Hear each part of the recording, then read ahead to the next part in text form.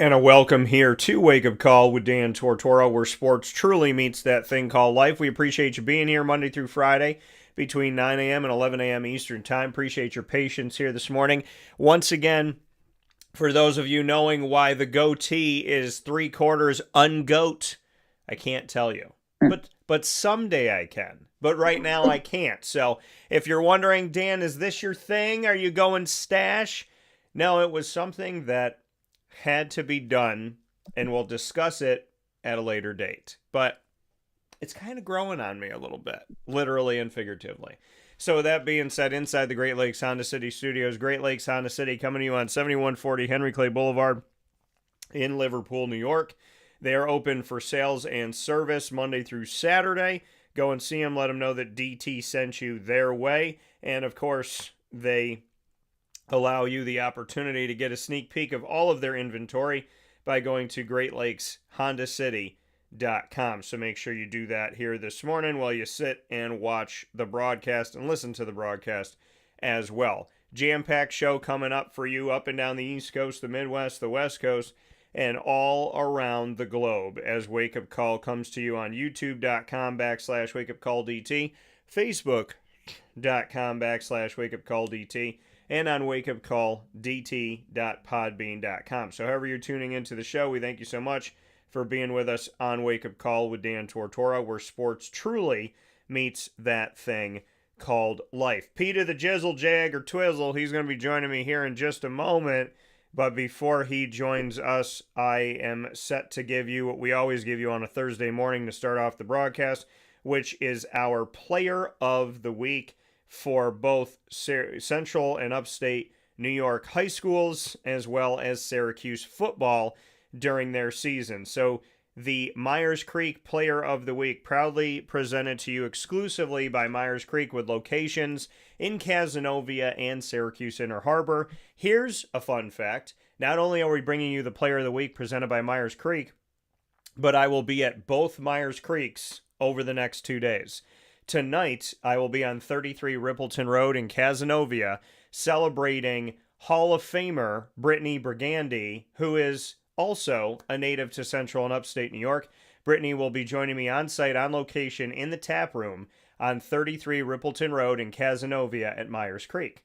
And tomorrow, Halloween, October 31st, I will be with Isaac Alford with Wake Up Call Game Day Live, returning to Myers Creek in the Syracuse Inner Harbor on 720 Van Rensselaer Street in Syracuse, New York, to bring you a preview to Syracuse versus North Carolina before you head to the game at 7:30. We'll be at 4:30 p.m. Friday, October 31st at Syracuse Inner Harbor, Myers Creek. We'll be there to preview the game, and then we'll be going up to the Dome with you, and the game kicks off at 7:30. So a lot of great stuff coming up at the two Myers Creeks over the next 2 days, as well as right now with the Player of the Week. Let's get into it.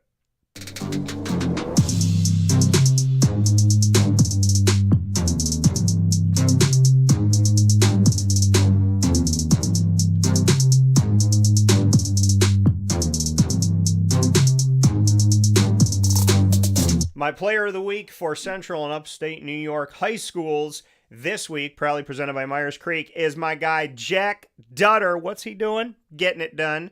The lone goal scored in a 1-0 victory over CBA Syracuse in the semifinals of the Section 3 Class AAA postseason advances them to the championship game, which will be played today against Utica Proctor here on October 30th at 5 p.m. Eastern Time. I got to speak with the Baldwinsville Bees boys soccer team within these last couple weeks going into the postseason with their head coach and their student athletes, and in front of their families at Pizza Man Pub on 50 Oswego Street in Baldwinsville, New York.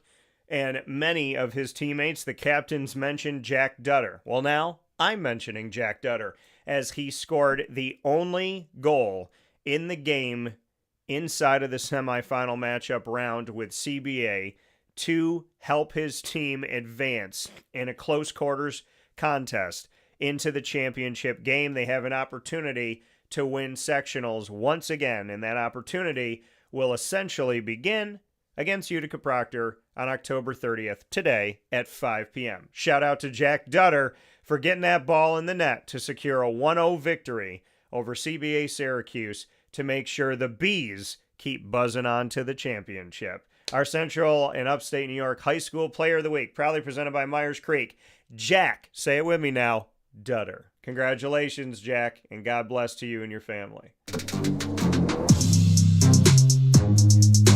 So with that being said, it is time for us to jump into our Syracuse Football Player of the Week. And our Syracuse Football Player of the Week, it comes during an awful game. I predicted that Syracuse would lose 42-10. They lost 41-16. So right around the score that I had. It was tough. It was gross. It was difficult. However, I do have a Player of the Week for Syracuse football.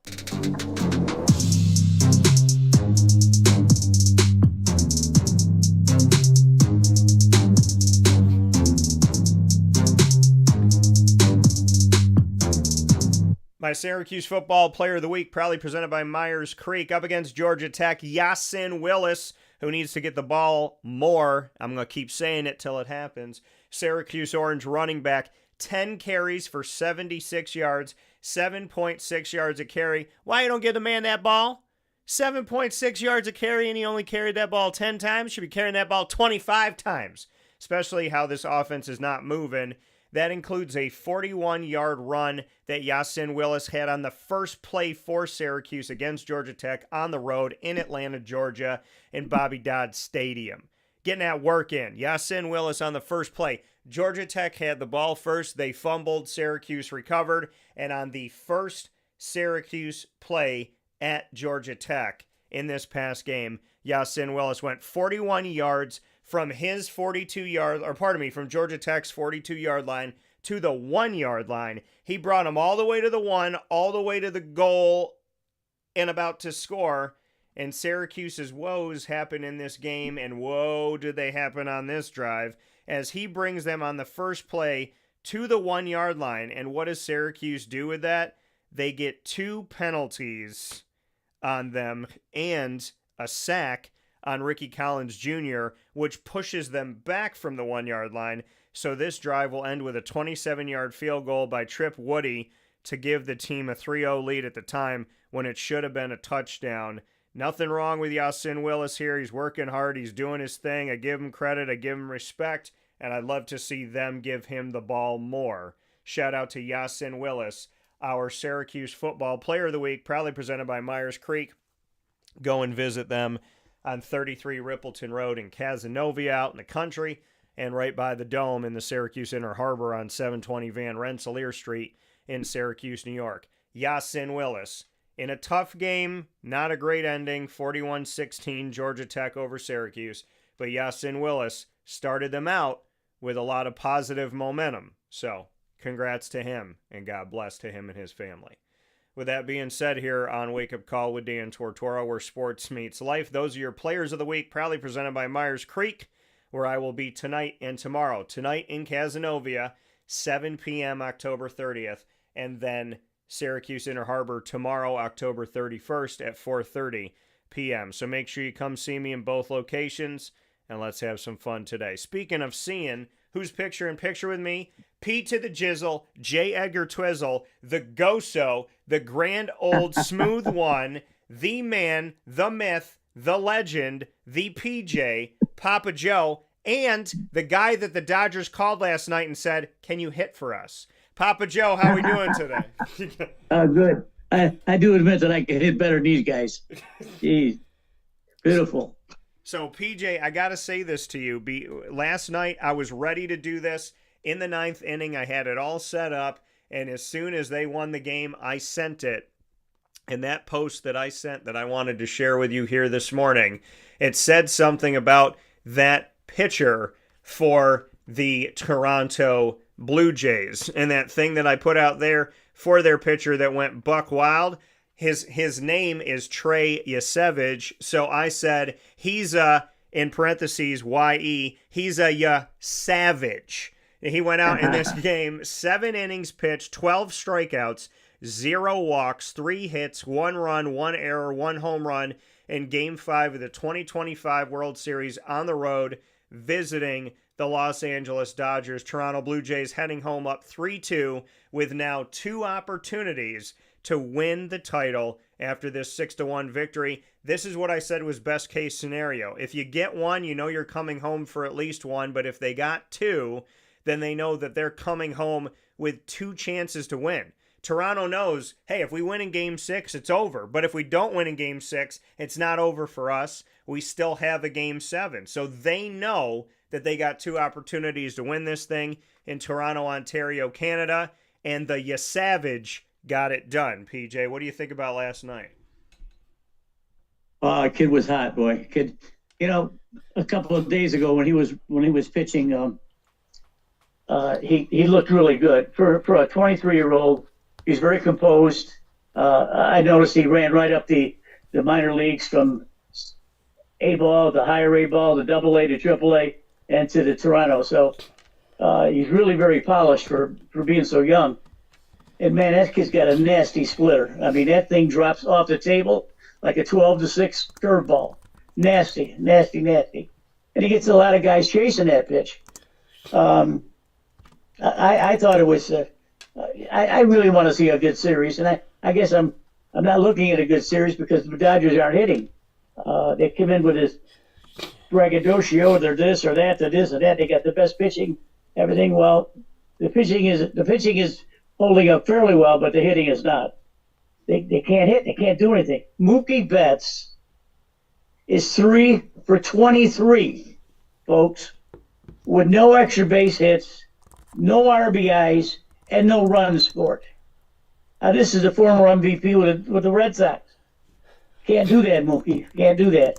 And what he's doing, he's setting up Ohtani to fail because he can't get on base.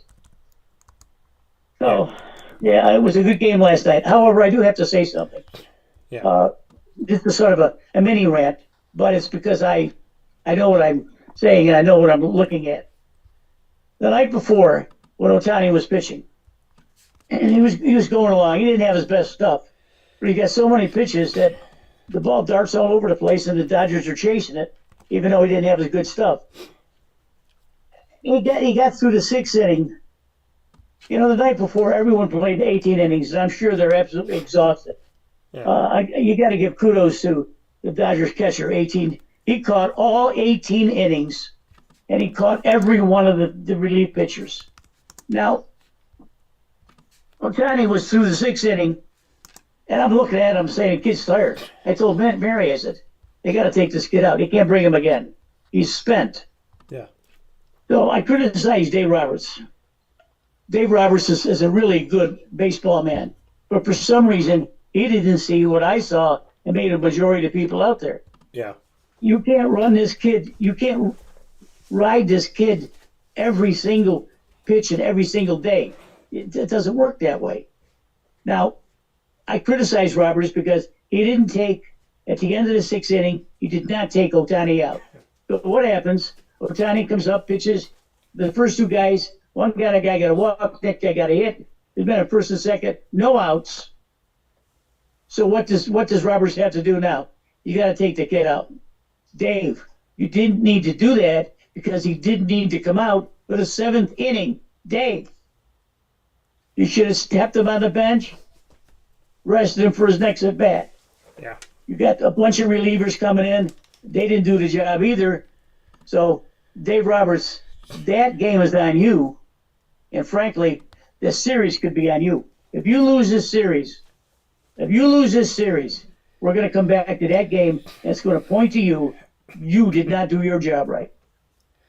Yeah, and PJ, a lot of respect for Dave Roberts over the years. So, this criticism, hearing that from you in when he chose to take Shohei out. And listen, in the game where Shohei's on the mound, it's really important to be good about that because, as you said, he's out there hitting.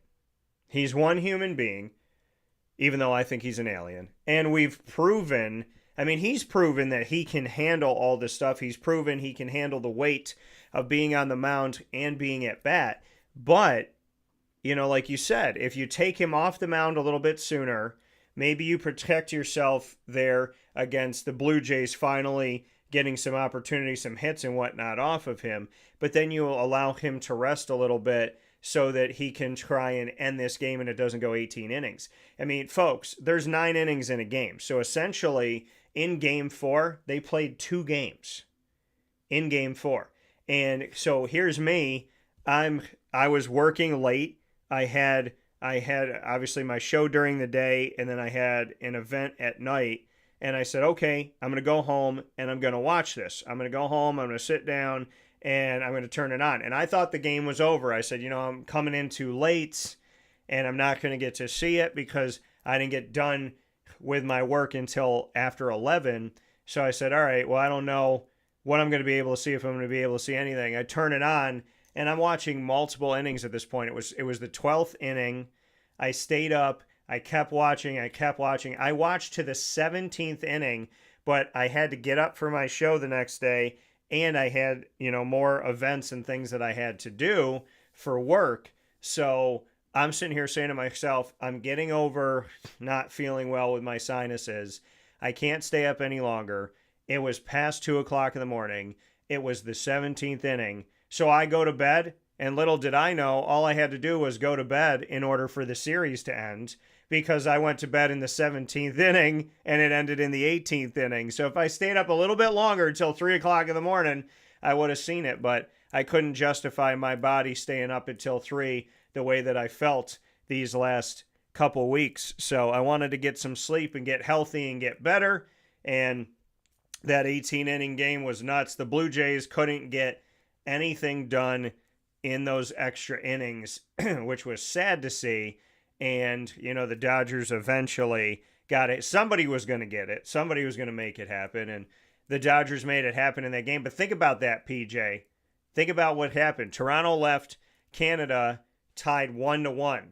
They go to the LA for 3 games because in Major League Baseball, we have our World Series in the 2-3-2 system, the 2-3-2 model. And that 2-3-2, the top team, which is the Blue Jays, so people thought it was the Dodgers, the Blue Jays had one more win in the regular season. They were 94 wins. The Dodgers had 93, which means that the Blue Jays are the home team in this series, which means they get the first 2 and the last 2, and the Dodgers get the 3 in the middle. So leaving Canada, the Blue Jays were tied 1-1. Then they won Game 3 in LA, and they won Game 5 in LA, and the only game they didn't win went 18 innings. So think about that, PJ. Los Angeles at home lost 2 of 3 games, and the only game they won took them 18 innings to win it. Blue Jays are showing you something. Blue Jays can hit. Their manager is a good, astute baseball man, too. He's got plenty of guys on the bench that he could use. And his pitching, frankly, was underrated. Yeah. With this kid, they don't get where they are without this kid's throwing. This kid has pitched, 4 or 5 games in the postseason where he only had 3 starts during the regular season because he came up so late. But they recognized the talent that they had. He's setting all sorts of records because he's a rookie. And as I described earlier, he's nasty. He's got a really nasty splitter, and the Dodgers are chasing that pitch, and no one is doing anything. The only thing he did wrong last night was he hung a curveball to Kiki Hernandez, and Kiki hit it about 125 feet. And you know what? The kid is so savvy that he didn't even turn around and look at the ball. He knew right away when the ball was hit. He didn't turn around and look. He walked off the mound. He knew it was gone. Walked around the mound, got another ball from the umpire, and kept pitching. So kudos to him. I won't see him pitch again, I'm sure, but I'm going to watch him next year. That's for sure. But the games have been fairly competitive. The only problem is the Dodgers can't hit. And let's face it, that Toronto's pitching staff isn't going to scare anyone, except maybe a Savage. Yeah. But the Dodgers not putting anyone on base. They're not moving along. They're waiting for home runs. Donnie hit a home run, but O'Connor can't do everything. Mookie Betts can't hit. Freddie Freeman only got 1 home run. The rest of the time, he's not done anything. Will Smith, God bless him.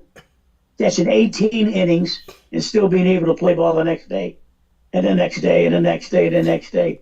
None of the bottom order of the Dodgers is hitting. So you really have to give a kudos to the Toronto's pitching staff, even though they were really much maligned all year long. They didn't stick out, but they're winning, and they're winning because they're hitting. So if they win a game 7-5 or 3-2, what's the difference? You win. Right. Now, if you remember right, I said that the Dodgers or the Blue Jays had the best hitting team in the American League last year. They averaged 265, which is pretty good considering everything together. They were 8 or 10 points higher than any other team. So the Dodgers had to be aware of that. I mean, you do scouting on the other team. Yeah. And you scout and say, hey, these guys can hit. Don't give them anything. Don't give them anything. But they must not have done their homework because the Blue Jays are pounding the heck out of the ball. The Blue Jays have a propensity for maybe making a big inning. The other day, they get runs in bunches, which is good because it makes the other manager make a move that maybe he wouldn't ordinarily move. Now, Dave Roberts is a little, I can't say he's not a bad manager. He's a good manager, but he overthinks things sometimes. He runs, that 18 inning game, there was no pitcher left in either bullpen. Yeah. Both teams pitched 9 pitchers each. And if you looked at the Dodger bullpen at the end of that game, one guy was warming up if he had to come in, and that was Yamamoto. And that's how desperate that LA wanted to win, because Yamamoto is going to pitch on Friday night. So it didn't turn out to be that way because their reliever pitched 4.5 innings and was there for the win that Freddie Freeman hit the homer for him. Yeah. So the Dodgers poor hitting, the Blue Jays good hitting, the Dodgers poor pitching, and the Toronto good pitching has resulted in a 3-2 advantage for Toronto. They're going back to their home park. The place will be crazy. I don't know what the Dodgers can do other than take more hitting practice, because they certainly aren't. They're not putting the ball in play. They're not playing hit and run ball. They're not bunting. They're not doing anything. They're waiting for home run balls. You don't play baseball that way. You got to invent things. And Dave Roberts, you got to make better decisions on the round, because this, I'm telling you, if they lose this, I'm going to be critical. I already am critical. If they lose this series, it's because you blew it when you let Ohtani come out for that 7th inning. Yeah, I mean, I'm done. I'm done. No, up closer. No, but I mean, when you look back on this, like I said, I mean, Toronto going to Los Angeles and taking 2 of 3 and almost taking 3 of 3 and going 18 innings in the one game that they didn't take. I mean, think about that. The Dodgers, it took everything the Dodgers could possibly give in Game 4 in 18 innings, in the equivalent of 2 games being played in one, just to protect themselves from losing the entire series and this thing being over. Now remember, PJ, what I said before the World Series started. And I got the video proof ready to go here if and when I need it. Shall we listen in to what I said, PJ? Before the World Series even began, here are my words on what I thought for this World Series. Okay, so like I said, heads go with Dodgers, hearts go with Blue Jays.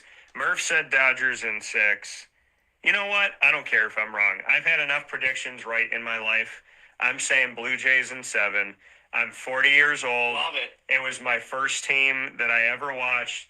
It was my first team I cheered for. I will always have a soft spot for the Blue Jays. I was 7 years old when I went to Toronto and I went to the Sky Dome. I saw Joe Carter do what Joe Carter does. I saw them beat the Twins 11-2. I was there with my mom and my dad. I still have the bat from that game that had all like the signatures around it. So I'm going Blue Jays in 7 because if I'm wrong, I genuinely don't care. So I so hope you're right. I'm going. I so hope you're right. Yeah. My head's telling me you're going to be wrong, but I so hope you're right. Yeah. You're going Dodgers in 6. I'm going Jays in 7. I mean, okay. So there you go, PJ. The proof of what was said going into the World Series. I picked the Blue Jays in 7, and we know that there will be a Game 6. There could be a Game 7, but my prediction for the Blue Jays is very much alive right now. Yeah, that's true. That's a good call. I just want to see a good series, and I haven't seen the both teams play up to their capabilities. So I'm thinking that Dave Roberts has got a decision to make for this coming game, which is tomorrow night, which is number 6. Now you probably will go with Tyler Glasnow. Yeah. He's the next guy in line, but I'm thinking that maybe he may move Yamamoto in there because he's going to need a stopgap in order to force a Game 7. That's a decision he's going to have to make. So we'll see where it goes, but I don't see anything changing here. I see Toronto continue to dominate and hit the ball and have good enough pitching to keep the woeful Dodgers at bay. I mean, the Dodgers look like a single A team out there. They're not doing anything right. They're not making that many errors. But last night they had 3 wild pitches in one inning. Had a kid come in last night. I think it was the 8th inning. Yeah. He's throwing 100 miles an hour, and he threw one ball so fast that Will Smith couldn't get his glove up on the outside, and it went sailing over his head and hit the backstop. And of course, Barger scored from third. So the Dodgers are in a pitiful state right now. I don't know how they're going to pull out of it, but I want to see a good Game 6. I want to see good pitching, good hitting, and I want to see the people enjoy it. Yeah, let me correct myself because these games have run together with late nights and early mornings. So the Dodgers won Game 3, the Jays won Game 4 and 5. I kept saying Game 4 was the 18-inning game. Game 3 was the 18-inning game. So let me correct myself on that. Jays won Game 1, 11-4. Dodgers won Game 2, 5-1. Both of those were in Toronto. And then in the 3 games in Los Angeles, the Dodgers won Game 3, 6-5 in the 18-inning game. And then the Blue Jays won Game 4, 6-2, and Game 5, 6-1. So let me correct myself. I said Game 4 was Game 3. So got to flip-flop those. And so that's Dodgers. The 18-inning game was Game 3. Dodgers went up 2-1. Then the Blue Jays tied the series 2-2, and then they won it. So it still stands what I was saying, though. In LA, Toronto wins 2 of 3, and the only one they don't win is an 18-inning game. So Blue Jays are showing you, hey, not only can we beat you on the road, which is something I mentioned. When they went down to the Mariners 0-2 at home in Toronto, people thought, okay, they're done.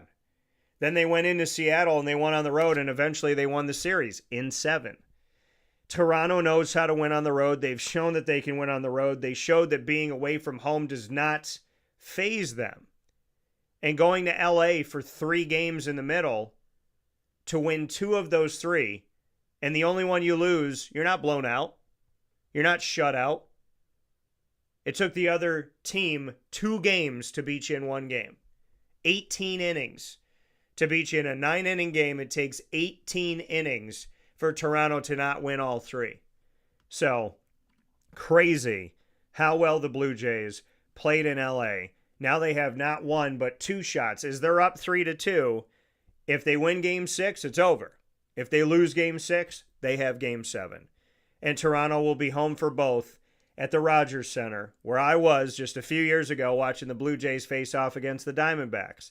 And before the Rogers Center was the Sky Dome, which is that game I talked about with Brendan when I played that clip of picking the Blue Jays in 7 before the World Series started. First Major League Baseball game I ever went to, I was 7 years old, and I went to Toronto, Ontario, Canada, and I went to the Sky Dome and I watched Joe Carter face off against the Twins.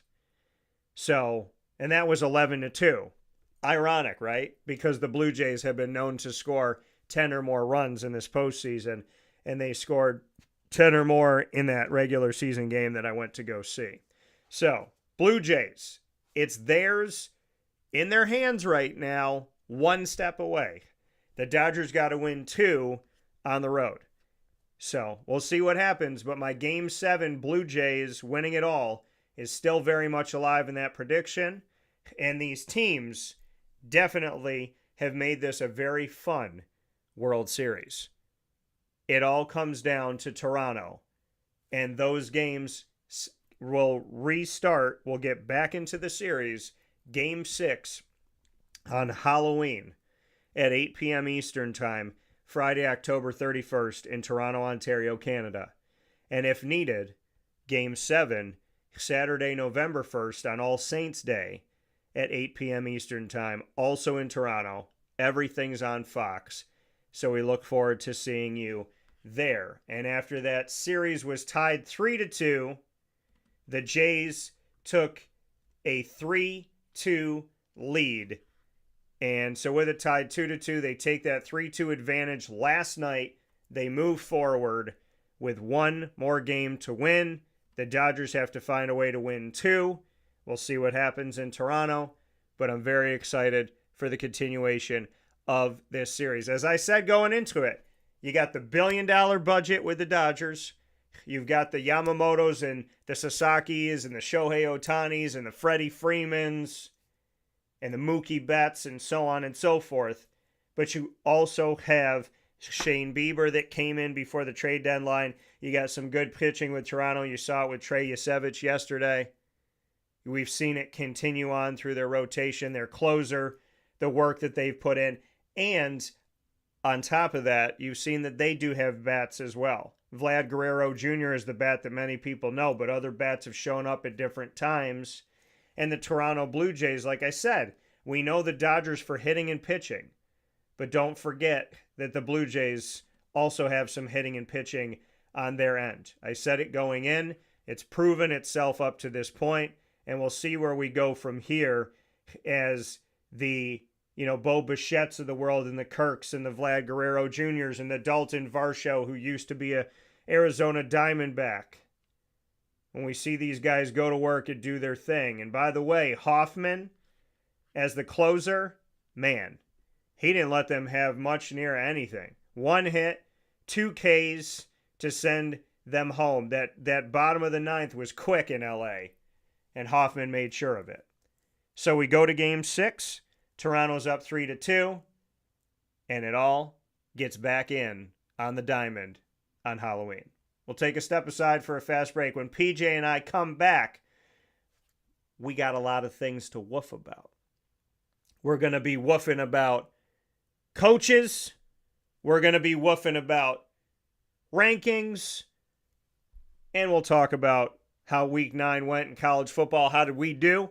We'll make our predictions for Week 10. And then we'll go into the NFL Week 8. We'll recap our picks, and we'll make our picks for Week 9. All that's coming up on Wake Up Call with Dan Tortora inside of the Great Lakes Honda City Studios. Stay with us. Hi, this is Amy from Mother's Cupboard, home of the whole frittata. We are open daily 6 a.m. to 1:30 p.m. For takeout orders, call 315-432-0942 and tune in to Wake Up Call with Dan Tortora for our monthly food challenge and try our Wake Up Call signature menu item available 7 days a week.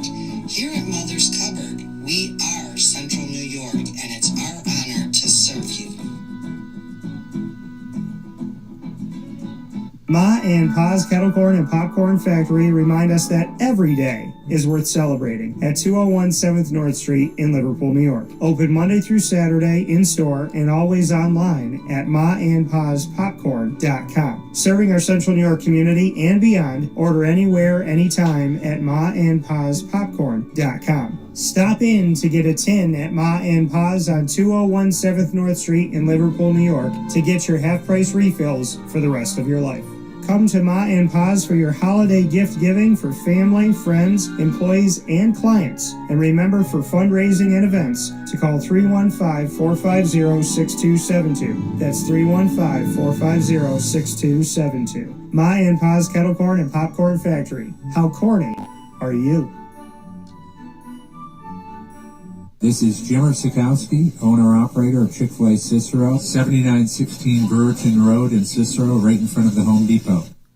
I had a deep feeling that God wanted me to do something bigger with my life and to help people, help others. I kept putting Chick-fil-A in my life, and I realized as I was going through the franchise selection process that positively impacting the lives of others was really core to what we do here at Chick-fil-A. First of all, it starts with the food. The food is brought in fresh daily, and we bring in local produce. We prepare to order in the kitchen. We hand butter chicken. We hand spin them milkshakes. It's great food. It doesn't taste like fast food. I think the second thing is the way people feel when they come in a Chick-fil-A restaurant. It's different. We try to treat people with intentional kindness here, which is very different and deeper than good customer service. And so I think it feels remarkable for most people to come in a Chick-fil-A restaurant. And then lastly, the impact that we try to have in the community is very different. It's a big part of the expectation of every operator of a Chick-fil-A restaurant is that they're actively engaged in their community, they're a leader in the community, and they're making a difference. When they realize that what we're striving to do is to shine a little light in their life, that's a very, very different experience than you will have in any other quick service restaurant. And it's that remarkable experience that I think people will emotionally connect with. Here's a message from Renee from Bryan's Landing, located on 6523 East Seneca Turnpike in Jamesville, New York. Open Tuesdays and Wednesdays for dinner, Thursday through Saturday for lunch and dinner, and Sundays for brunch. It's a lot like the way that my mom and dad ran their restaurant. We have put in place a lot of people that are family to us, very similar to how my dad hired people that were family to him. And then the tradition I'm carrying on is a lot of the items that are on our menu are my dad's. And he taught our chefs how to recreate his dishes. So I think that Tommy McInerney, who our executive chef is, to him it is an art. And I think that when he does create a dish, it's not just about making the food taste delicious, which is definitely our priority, but it's an art to him, and it's almost like his canvas on a plate where he just wants the colors to look great, and people love it because he takes pride in that. And Brian and I appreciate that. We want it to obviously look good and taste good. I will tell you, when we opened up, it was 6 weeks before COVID. And what was amazing was the community, our friends and family stepped up, and everybody did takeout. Everybody supported us. Our hearts were just so filled. So to Brian and I, obviously our friends come all the time, and we just have repeat customers in Jamesville, and I think people going to our previous restaurant in Green Lakes are making the trip to come to Bryan's Landing to support us. And I mean, I think we have great food and a great atmosphere. So it's very, very important to us. Head to Bryan's Landing, located on 6523 East Seneca Turnpike in Jamesville, New York, where memories have become recipes that are now meals to share with you. Tuesdays and Wednesdays for dinner, Thursday through Saturday for lunch and dinner, and on Sundays for brunch. And be sure to come out for live music Friday, Saturday, and Sunday.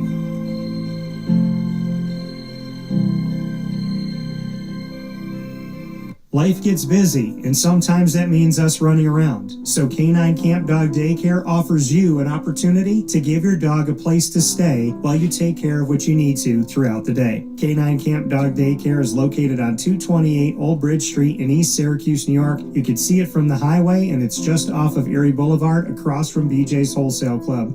Call 315-437-7110. That's 315-437-7110 to schedule an appointment to bring your dog in and tour the facility. Appointments are Monday through Thursday after 6:30, where you and your dog can see everything that Canine Camp Dog Daycare has to offer, including a self-serve dog wash and a retail store filled with all of your dog's wants and needs, including food, treats, harnesses, leashes, and more, making Canine Camp Dog Daycare your one-stop shop for your furry loving friend. Right, Lily?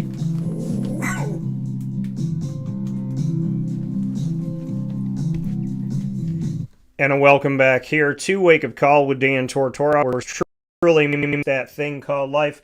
We are inside the Great Lakes Honda City studios, and Great Lakes Honda City comes to you on 7140 Henry Clay Boulevard in Liverpool, New York. They're open for sales and service Monday through Saturday, and you can get a sneak peek of all they have to offer by going to GreatLakesHondaCity.com, including any sales and things that they have going on. You'll find out by going to GreatLakesHondaCity.com for the Ridgeline, the Civic, the Accord, the HRV, and so on and so forth. My favorite, I always save it till last, the CRV. I love my black on black on black 2025 Honda CRV. It's sleek, it's nice, it's beautiful.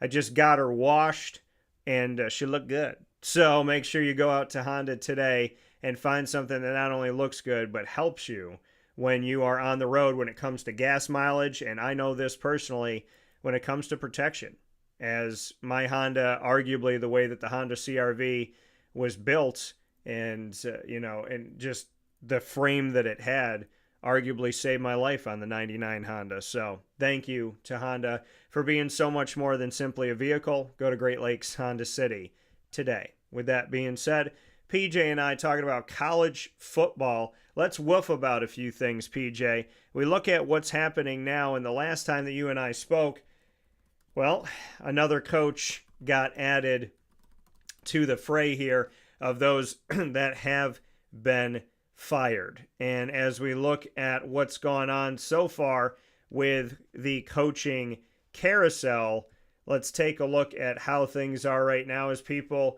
continue to shift around, and we're talking about who's going to be here and there and everywhere, what the conversation is going to be. So we'll take a look at the coaches that have been let go.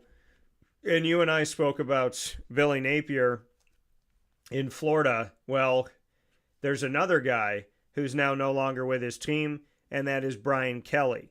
Brian Kelly of LSU. Now, I put up information about Brian Kelly, and I wanted people to know exactly what Brian Kelly did while he was at LSU, since people are not happy with Brian Kelly, or maybe okay that he was gone. PJ, 20 more wins than losses, 34-14. But let's break down what Brian Kelly did when he left Notre Dame, where he was up, I think, a couple times of people saying he should be fired at Notre Dame at least once, if not twice, in his tenure there. Well, he leaves, he goes to LSU, and here's the information. Brian Kelly not being the head coach at LSU means he had less than 4 seasons there, which have gone as follows. 2022, he went 10-4 and won the Citrus Bowl. 2023, he went 10-3 and won the ReliaQuest Bowl. 2024, he went 9-4 and won the Texas Bowl. 2025, 5-3 before being fired. So overall, 34-14. His buyout is over $54 million unless it's negotiated down. Kelly signed a 10-year contract through 2031 to come to LSU from Notre Dame. His annual salary, allegedly around $10.2 million a year at LSU. Here are his notable wins and losses. His notable wins in 2022, at Florida, Ole Miss, Alabama. 2023, at Missouri, Florida, Texas A&M. And if I don't say anything before it, it means those games were at home. 2024, at South Carolina, Ole Miss, Vanderbilt, Oklahoma. These are notable wins in his time there. And in 2025, at Clemson, Florida, South Carolina. Well, Dan, Clemson's not good this year, so why is that? Because in the beginning, Clemson was ranked very high, so it is a notable win. And against Florida, Florida was ranked this year, and South Carolina has played spoiler last season, and there was high hopes this year of their Heisman quarterback in Lenoris Sellers, their thoughts on him going for the Heisman. So notable wins for Brian Kelly. Here are his notable losses. 2022, neutral field against Florida State. A loss to Tennessee, a loss at Texas A&M, and a neutral loss to Georgia in the SEC championship game. That's in his first season with the team. They advanced to the championship. In 2023, a neutral loss against Florida State, a loss at Ole Miss, and at Alabama. In 2024, a neutral loss to USC, a loss at Texas A&M, a loss to Alabama, and a loss at Florida. In 2025, a loss at Ole Miss, who's got one loss this season, a loss at Vanderbilt, and both of those teams top 10, top 15 caliber teams, and a loss to Texas A&M, who's still undefeated. So his notable losses this year, definitely looking at teams that are very, very good. So with all that being said, PJ, should Brian Kelly have been fired? It's the same old thing. Just look at James Franklin. I mean, the same thing. Great record. Couldn't win the big ones. The only problem I had with Kelly, and he actually hired a firm to help him relocate in the South and understand the people there, the genre, how to talk. What wound up being is that Brian Kelly was never enamored with this culture down there. He didn't fit in. He tried to fit in. He tried to talk junk, but he just wasn't above it. And I think he was kind of abrasive, too. Every time you see him on the sideline, he'll chew out someone. I don't like to see that on television. Brent Venables of Oklahoma does that, too. Gets right in the kid's face and start yelling at him. Hey, these are 19, 20-year-old kids. I mean, you don't yell at them like that. Of course, if they don't win, he doesn't have a job. But Brian Kelly certainly is a good coach. He'll probably wind up somewhere if he wants to continue coaching. Yeah. But for everyone that looks into the situation, just understand that he's a good coach, but he didn't fit in with the culture down in the South. Well, Brian Kelly, again, 34-14. If you were at Syracuse, you'd get an extension for that. But, down in the SEC, the reality of the SEC, and I've said it over and over, and I'll say it again, the SEC gives you about 3 years. And if you don't beat Alabama or Georgia, and you don't fight for an SEC championship game, and you don't play in the college football playoff, you may get let go. And I don't even know if it takes beating Alabama or Georgia anymore. It's like if you don't make the SEC championship, you may get let go. So Brian Kelly, 3 years of going to bowl games, 9 wins or more in the last 3 seasons, won every bowl game that he coached in, but 5-3 this year wasn't good enough. And keep in mind, once again, his 3 losses came to very good teams. His 3 losses came to Vanderbilt, Ole Miss, and Texas A&M, which is crazy here. So it's just insane to see what's happened or how quickly things happen in the SEC. But Brian Kelly is no longer the coach. I asked people how y'all felt about it, and y'all answered me in the polls. The one thing I'd love to add, because I like X, the former Twitter, the one thing I'd love to add to it is if they could do something where, like, all the polls that I put up, I can just click and find the poll itself. Like, I can click on a button that shows me all my polls instead of having to sift through all the posts that I made, because I post a lot. So it would be good to do that. But I did put up, asking people what they thought about the Brian Kelly situation. Right before he got let go, I asked people, would you like to see Brian Kelly continue at LSU? And PJ, I know Sooner put this up, and then he got fired. So before the news came out that he was fired, 82 people had voted, and 80+%, it ended up being 85 people in total. 84.7, because once I put the post out and said, hey, it's all null and void now because he's been let go. But when I put out the poll before he was let go, 85 people got to it, and 84.7% of you said, no, you don't want him to be the head coach. 15.3% said yes. So, well, the majority of that poll said, no, we don't want to see him back, and he's not going to be back. Brian Kelly let go, which means, PJ, that we now have this list. And who would have thunk that these high-profile schools would have these openings right now? But LSU, Brian Kelly's out. They're looking for a coach. Florida and Billy Napier. Penn State and James Franklin. Arkansas and Sam Pittman. Oklahoma State and Mike Gundy. UCLA and Deshaun Foster. Virginia Tech and Brent Pry. Stanford and Troy Taylor happened before the season. Oregon State and Trent Bray. Colorado State and Jay Norvell. UAB and Trent Dilfer. And Kent State with Kenny Burns. All of those jobs in the FBS are open, PJ. So of every job that's open, which one do you consider to be the highest profile job amongst, and I'll narrow it down here, Arkansas, Penn State, Oklahoma State, Florida, and LSU? Which one is the highest profile in your opinion? Wow. You put that poll up there? No, or is that a question to me? I'm going to put the poll up, but I want to know for you, of the schools that have a coaching vacancy, which one do you consider the highest profile?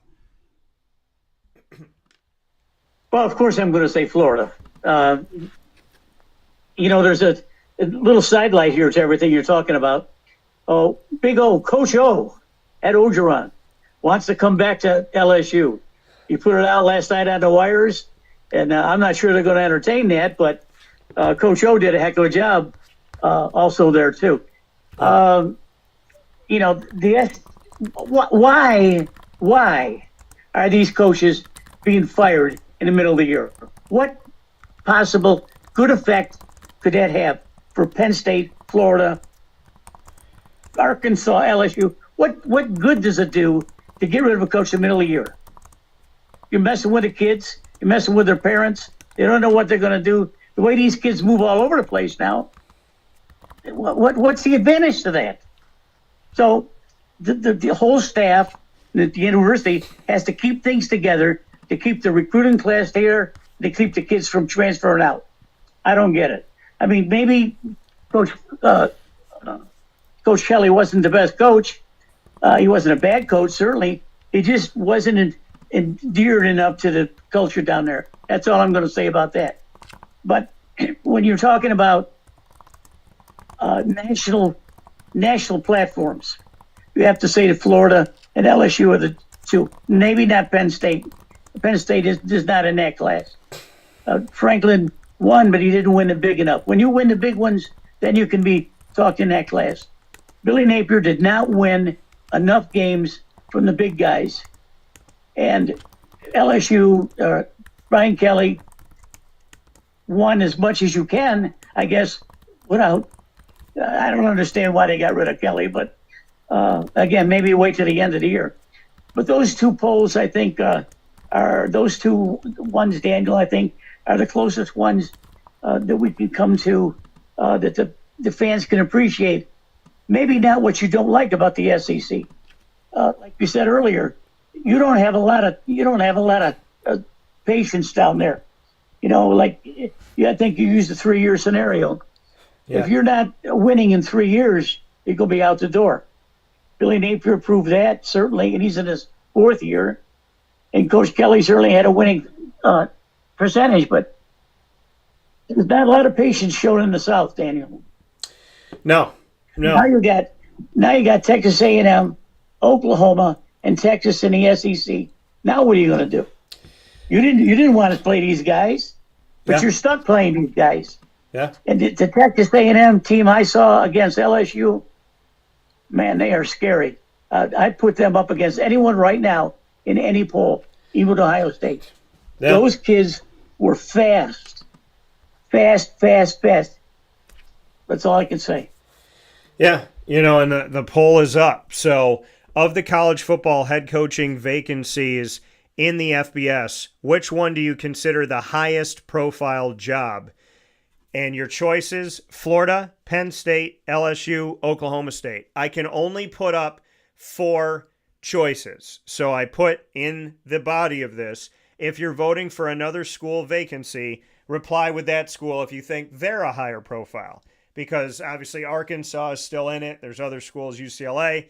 So of the college football head coaching vacancies in the FBS, which one do you consider to be the highest profile job? Florida, Penn State, LSU, or Oklahoma State? You can vote on X, the former Twitter, by going to @CallDT. That's @CALLDT and vote today. Make sure you follow me while you're there. Early voting, as soon as I put it up, has picked LSU. So we shall see what happens here with these teams. And by the way, PJ, what did I say when I talked about Brian Kelly's key losses? He had back-to-back losses on a neutral field to start the season against Florida State. So the actually ended up affecting Brian Kelly. Now, I want to get to the top 10 because the top 10 in college football, as you know, I have not always agreed with the top 10. In a lot of ways, I haven't agreed in recent history. Now, Ohio, in both polls, the coaches poll and the AP, they have the same top 6. Ohio State, Indiana, Texas A&M, Alabama, Georgia, and Oregon. Ohio State's undefeated at 7-0. Ohio State didn't play last week. Ohio State has one key win. That's against Texas, who has 2 losses and has proven to not be that great. The win over Illinois, again, and I will talk with people about this, they see a number next to Illinois. They say, well, when Indiana beat them, they were 9. Well, when Ohio State beat them, they were 17. Illinois shouldn't have been ranked. Illinois is not a good team. Illinois has been wildly Let me tell you about Illinois. Illinois right now has a record of 5-3. They're 2-3 in the Big Ten. They lost to Indiana 63-10. If you think Illinois was a top 10 team when Indiana beat them, I ask you to go through the polls of the last decade and find me a top 10 team in college football that lost by more than 50 points to another team. I want to know if you can find me one that have lost by 50 points being a top 10 team. Top 10 teams don't lose by 50 plus, okay? They're not a top 10 team. So that win that Indiana has over Illinois, you can't sit there and consider that a top 10 win because it's not.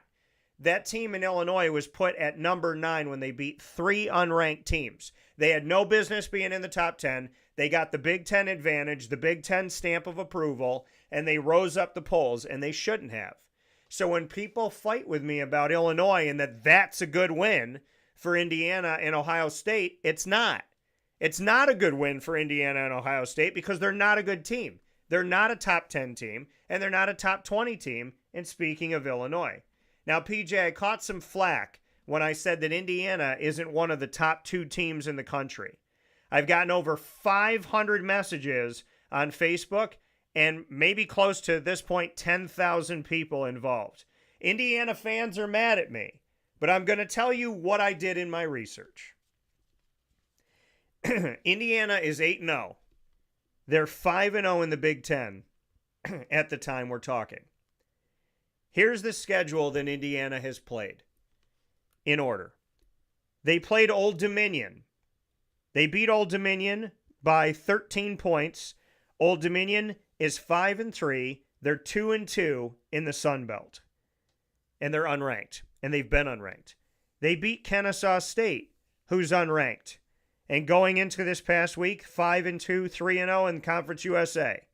They beat Indiana State, who is unranked, who is 2-6 and 0-4 in the Mountain Valley Football Conference. And they're not an FBS team, they're an FCS team.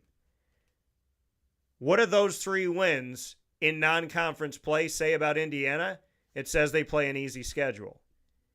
Then they played Illinois and beat them by 53, and Illinois had no business being a top 9 team. And they've shown that all year. And if you don't believe me, Penn State was ranked 2 in the country. Do you think Penn State's a top 2 team in the country? I said all year they got a Big Ten advantage. They proved me right. Where are the people to talk to me about that now? They faced off at Iowa. They beat Iowa by 5 on the road. And this is a quality win. Even though Iowa's unranked, this is a quality win. Iowa's 6-2. They're 4-1 in the Big Ten. That's a quality win. Then they went to Oregon and they beat Oregon on the road. Handed Oregon their only loss of the season. And they beat them 30-20. Oregon 7-1 in the Big Ten and 4-1 in the Big Ten, 7-1 overall. So that's a quality win. Then they beat Michigan State, which is not a quality win. They're unranked. They beat them 38-13. Michigan State is 3-5, 0-5 in the Big Ten. That's not a quality win. Then they beat UCLA, who fired their coach mid-season. Any team who fires their coach during the year is one of the bottom feeders that year. UCLA, yeah, they've gone to win 3 games in the Big Ten. They're 3-5 overall. They're 3-2 in Big Ten. That's not a quality win. If it's a quality win, they give Memphis a quality win for beating UCLA years ago when the team did not fire their coach mid-season. Their last 4 games this season, Papa Joe, speaking of Indiana, they will play at Maryland, who's 4-3, 1-3 in the Big Ten, at Penn State, who's 3-4, 0-4 in the Big Ten, Wisconsin, who's 2-6, 0-5 in the Big Ten, and at Purdue, who's 2-6, 0-5 in the Big Ten. So the last 4 games that they will face an opponent in the regular season, Indiana will face teams that have a combined Big Ten record of 1-17. That's not a tough schedule. So, in out-of-conference play, let's take a look at how things have shaken out. Indiana's out-of-conference opponents are 12-11 this season, 5-6 in their conference. They're barely over 500 overall, their out-of-conference opponents, and their out-of-conference opponents do not have a winning record in their conference combined. In conference in the Big Ten, the teams that they have played have a combined record of 35-35, which is 500, and 14-29 in the Big Ten. How does that warrant a good schedule, and why are people fighting with me about me saying that Indiana's not a top 1 or top 2 team? Well, you bring up some good points. That was a good analogy. I got to give Indiana a little bit of credit. I saw them play this last weekend. They look pretty good, but they're certainly not a top-tier team. But they're going to cruise through the end of these 4 games. They're not going to have any problems. They're not going to play Ohio State. They're not going to play Michigan. Yeah. You know, they're going to be 11-0. They're going to be second in the poll, right into the playoff. They're probably going to get a bye. You know, they may squeak through a couple of games and wind up having to play a tough team. You know, what's also, Indiana has created a firestorm throughout the nation with the coaching stuff. What did they do immediately after some of these guys got fired, after Franklin? They signed up Sig to, 8-year, $90 million deal or something like that, where the guy's going to be making over $10 million a year. One of the top coaches in the country don't make that kind of money. So, you know, what are you proving with that? You're proving that what Dan is saying is correct. You're not winning quality wins, and you're not scheduling quality wins. It's probably not their fault that they scheduled poorly. Maybe the AD did that, but he's smart if he did that. So you got a circumspect team that's going to cruise into the playoffs undefeated to play better teams. Figure that one out. Yeah, and so I have gotten a lot of hate mail for my thoughts on Indiana, but here's the thing that I find hilarious. I said they're not number 1, they're not number 2, and the fans lost their mind. You know where I have Indiana? 3 or 4. You're going to lose your mind over me putting you in the top 4, just not putting you at 2 or 1. And their argument for Ohio State is Ohio State hasn't played anybody. Guess what, Pumpkin? You played 2 good teams so far. Now, if Indiana beats these bottom feeders of the Big Ten who are 1-17, and I'm getting messages, Dan, if they beat Penn State, that's a good win. No, it's not. They're 0-4. Hey, if they beat Purdue's 0-4 or 0-5. You say that if they beat Penn State and Purdue, who have a combined record in the Big Ten of 0-9, that's a good win? If Syracuse played this schedule, if Syracuse played Old Dominion, Kennesaw State, Indiana State, Illinois, Michigan State, Maryland, Penn State this year, the way that they've been playing Wisconsin, Purdue, and UCLA, and they beat Iowa and Oregon, Syracuse wouldn't even be ranked in the top 10. They might not even be ranked in the top 20. They might be 21. So Indiana, yes, you're undefeated. But this whole we're undefeated, Dan, that's good enough. If that's your argument, then the American Navy should be in the top 10. If that's your argument, then Memphis should have been in the top 10. If that's your argument, then South Florida should have been a top 5, top 4 team because they beat two top 25 teams to start the season. If your argument is undefeated is good enough because you beat the teams in front of you, then the Americans got something to fight about.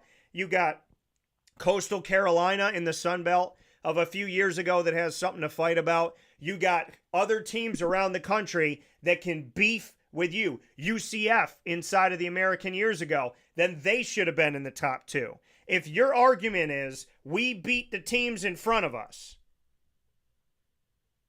quality wins matter.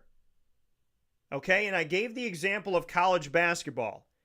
In college basketball, if Syracuse plays Kansas and they beat Kansas and Kansas is in the top 5 in the country, it's a quad 1 win. If Kansas has a bad season after Syracuse beats them and 2 months later they have a below 500 record, they become a quad 3, quad 4 win at that time, then Syracuse's win over them is not quad 1. At the time it was quad 1, but at the end of the season it's quad 3. Syracuse actually gets punished by Kansas being bad after they beat them. So Illinois has been bad after Indiana beat them. That's not a top 10 win anymore. You get where Illinois goes. Illinois is not in the top 25 anymore. Illinois got 3 votes by the AP in the top 25 this past week. Illinois' 37th, 40th in the country right now. So you didn't beat a top 9 team. Now you beat the top 37th team. That's who you beat. You get where they go. So Indiana, as far as who was ranked high and is still ranked high, their only win of a ranked team is Oregon, who's number 6 right now. That's their only hang their hat on win. Now, Iowa, I think, is a good win. But Iowa is not and has not been in the top 10. You get where they go. Okay? Syracuse beating Clemson was a good win when they did it. But Clemson's not good this year. So Syracuse doesn't get props for beating Clemson. And Indiana fans fighting with me that Ohio State hasn't played anybody is ironic because you haven't either. Except for Oregon and Iowa. And again, I have no issues with Indiana. I was stating I would have said it about Florida. I would have said it about my hometown of Syracuse. I've been on this show saying Syracuse isn't playing anybody. Somebody asked me, how does Syracuse have the same record this year that they had last year? I said, they got to change their schedule. Because last year they played a pretty not great schedule. Their teams were not that competitive that they went up against. And they beat them, which is great. But they didn't play a tough schedule last year. This year they're playing one of the toughest schedules in the country on paper. Every single team that they had 6 ranked teams, and every single one of them was not in Syracuse. Syracuse's schedule at Georgia Tech, who's undefeated. At Miami, they still have to play, who's a team that's been extremely good and has 1 loss. At Notre Dame, who's ranked higher than I think they should be, but they have 2 losses, and they finally got their ranked win. They played Tennessee, who has been ranked multiple times this season, and it's still a ranked team. They played Tennessee to start the season. They played at Clemson, and Clemson came into the season and ranked where? In the top 10. So Syracuse has had a very difficult schedule. But if Syracuse was ranked and Clemson did what they did this year and they fall down, Syracuse doesn't get credit for beating a top 10 Clemson. They get credit for beating a team that's now 45 or wherever they stand. You can't make an argument for your team because you like your team and you have rose-colored glasses. You have to make an argument that's impartial. And the impartial argument is between Ohio State and Indiana and all the games they've played, which is 15 combined, there's only 3 quality games in there. 2 for Indiana against Oregon and Iowa, and 1 for Ohio State in Texas. So you know who the number 1 team in the country should be right now? Texas A&M. You know who should be the number 2 team in the country? Alabama. Because since losing to Florida State, they beat everybody else. And I would consider Alabama a more dangerous team than Indiana. I think if Indiana played Texas A&M, it could go either way. But I think Alabama's arguably right now maybe the most dangerous team in America. See, if Indiana had a loss and it was to an unranked team, then we wouldn't be having this conversation. But all people can see is Indiana's undefeated. Okay, Navy's undefeated. Why is Navy 23? Navy's undefeated. And guess who Navy beat? A whole lot of unranked teams. So if Navy had a win over Oregon and Iowa and all unranked teams and the rest of their schedule was against nothing, then based on an Indiana fan who yelled at me, Navy should be right behind Indiana. They should be 3 or 4, but they're not going to be because they're not in the Big Ten. I respect Curt Cignetti. I respect Indiana. I think Indiana's a top 4 team. I don't think they're a top 2 team. But I'll say this to you, Papa Joe. If Indiana beats the bottom feeders of the Big Ten and they go to the Big Ten championship and they beat Ohio State, at that point, at 13-0, if they got to win over Ohio State, over Oregon, over Iowa, and they beat up on all these other teams that are at the bottom of the Big Ten, then I would say Indiana's probably going to be 1 or 2 in the college football playoff. Then they got to play the Southern teams. Yeah. What would Indiana do with Florida's schedule? Right. Where they play 6 ranked teams? You get killed. It's quite obvious that the people think, and your fans, of course, think that Indiana's quality win against Oregon puts them in the conversation that you're talking about. 1 win doesn't guarantee a season, but 1 win elevated Indiana from a 10 to 15 team up to number 2, mainly only because of the Oregon win, which was conclusive, no doubt about it. Yeah. Maybe they exposed something about Oregon, but Oregon's still a tough team. You know, we're never going to get agreement on anything with any fan in the country unless they start. Look at the SEC now has to play 9 conference teams. Why? Because there's 18 friggin' teams in the conference now. How do you get away with that? You can get some poor teams to play or some bad teams. But Big Ten doesn't feel that way. Maybe some of these other conferences should play out-of-conference games to see if they're tough enough. Do you think, I'm going to tell you this, do you think Indiana could stand up against Texas A&M after I saw them this last weekend? Hell no.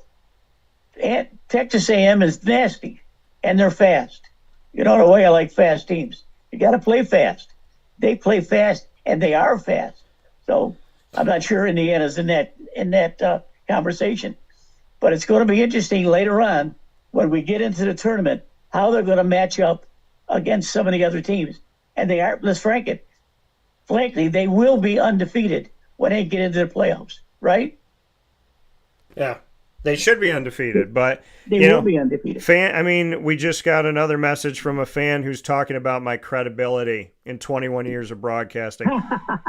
Did I think Illinois was better than Indiana and would beat them at home? No. When Illinois was ranked 9, and I said what I said here, Illinois is not a good team. Illinois arguments are laughable. They were ranked 9 after defeating 3 unranked teams. You get credit for where a team ends. Right now, Illinois isn't in the top 10, top 15, top 20, or top 30. So that's not a credible win. The win over Iowa was credible, but You have 2 quality wins. Congratulations. You have 2 quality wins. You still have to defeat the teams that you have left on your schedule. And who would you rather face? What schedule would you rather have? I guess this is the argument that I'm going to make, PJ. What schedule would you rather end with? Texas A&M schedule, at Missouri, South Carolina, Samford, who's the whatever, and at Texas? Or playing Maryland, Penn State, Wisconsin, and Purdue? What schedule would you rather have, folks? What schedule would you rather have? Shall we look at Ohio State's schedule to end the season? Who's Ohio State going to fight through? Ohio State is playing at Purdue, winless in the conference. UCLA, 3-2. Rutgers, bottom feeder, who is 1-4 in the conference. Michigan, who is currently 4-1 in the conference. So, okay, that's a good game. You got the game against Michigan, Ohio State. Congratulations. How does Alabama have to end the season?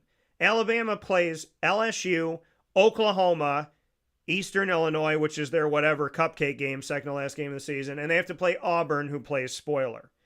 Would you rather be Indiana playing Wisconsin or Indiana playing Auburn? Right. So, I mean, and again, I don't know why people are going absolutely insane about this, other than the fact that you think I attacked your team. I didn't attack Indiana. I said they're not 1, they're not 2. I didn't say they can't be 1 or 2. I said they're not 1 or 2 right now. And if I was any team in America, knowing that the rest of my schedule is 1-17 in my conference, man, I'd take that schedule against anybody. I guess the only better schedule is if I played teams that are 0-18. We'll take a step aside for a fast break. We'll be back on Wake Up Call inside the Great Lakes Honda City Studios right after this. This is Jim Dispenza, owner of Game Point Sports Complex. You hear the same story across any sport that kids play and any sport that adults play. There's never enough places to play. That was definitely true with volleyball, definitely true with basketball. Could be cheerleading, it could be field hockey, which is what we're seeing now. Every sport has a lack of places to play, and I think Syracuse in particular is a place where it's really bad. Despite the fact that we've got a lot of athletic talent around here, we just seem to have not enough places for people to play, and they're going to different places. They're going to Rochester, they're going to, Buffalo. They're going all different places because we don't have a place here, and I felt like that should change.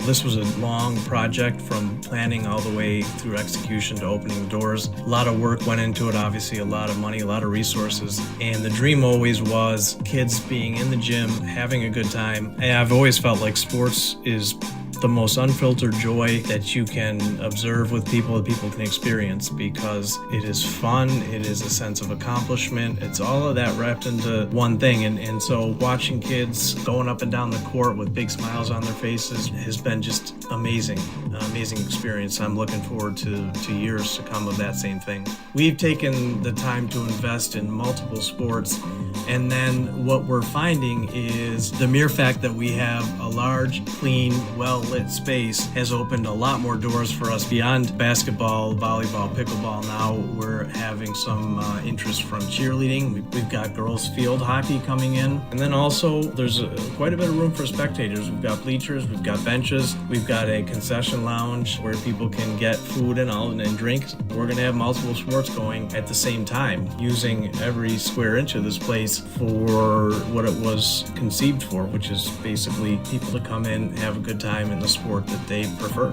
We manage each situation differently. Everybody has different ability to afford different things. Some are bringing 10, 15 people, some are just 2 people. I've had a lot of situations where it's a father shooting around with his son, it's a mother playing pickleball with her daughter or with her son, and in those situations come up and we work with people, and that's allowed us to have groups from 2 people up to 30 people and have some flexible pricing behind it. We're an organization that is here to work with the community any way we can, and I guess part of it is just making sure that we have the flexibility to put together a plan that makes sense regardless of the size of your group. So in order to book time, the best option is to go to our website, gamepointsports-syr.com. You can click from there and sign up for events, sign up for your own particular training, sign up for birthday parties, all of that.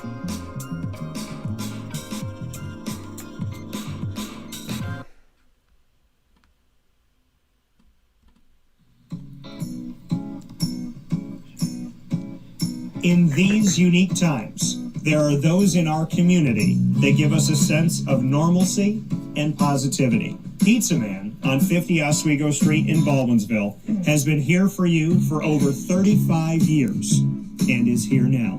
Call 315-638-1234 or order online at pizzamanbville.com to bring those familiar tastes into your home. And remember to come see our monthly on-site broadcasts centered around the community and our Baldwinsville Bees. Pizza Man in Baldwinsville. Any way you slice it, they are always here for you.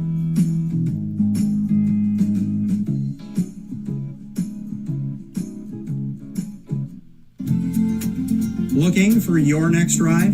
Look no further than Great Lakes Honda City, located on 7140 Henry Clay Boulevard in Liverpool, New York. Serving our community for decades, their new and pre-owned vast array of vehicles are available to you Monday through Saturday on site. To search from home, shop at GreatLakesHondaCity.com. Call 315-365-5576 to set up an appointment. That's 315-365-5576 for Great Lakes Honda City, 7140 Henry Clay Boulevard in Liverpool, New York. Great cars, great people, Great Lakes. All right, you need to come out here and get yourself the Brooklyn Pickle. I was talking about this with one of my buddies. I was like, yo, there's no better sandwich in the state of New York than the Brooklyn Pickle. And now that I found out that they're going down to North Carolina, we are taking over your taste buds everywhere you are, wherever you're going to be. You need to get yourself out to the Brooklyn Pickle. Pinehurst, you just realized that you found yourself the best sandwich shop that you're ever going to have. This is a glorious moment. It's a blessing to your community. You're welcome. Brooklyn in the house, baby. Go over to the Brooklyn Pickle. You already know what it is. You heard the man. Head to Brooklyn Pickle Pinehurst on 1788 Old Morgantown Road in Southern Pines, North Carolina.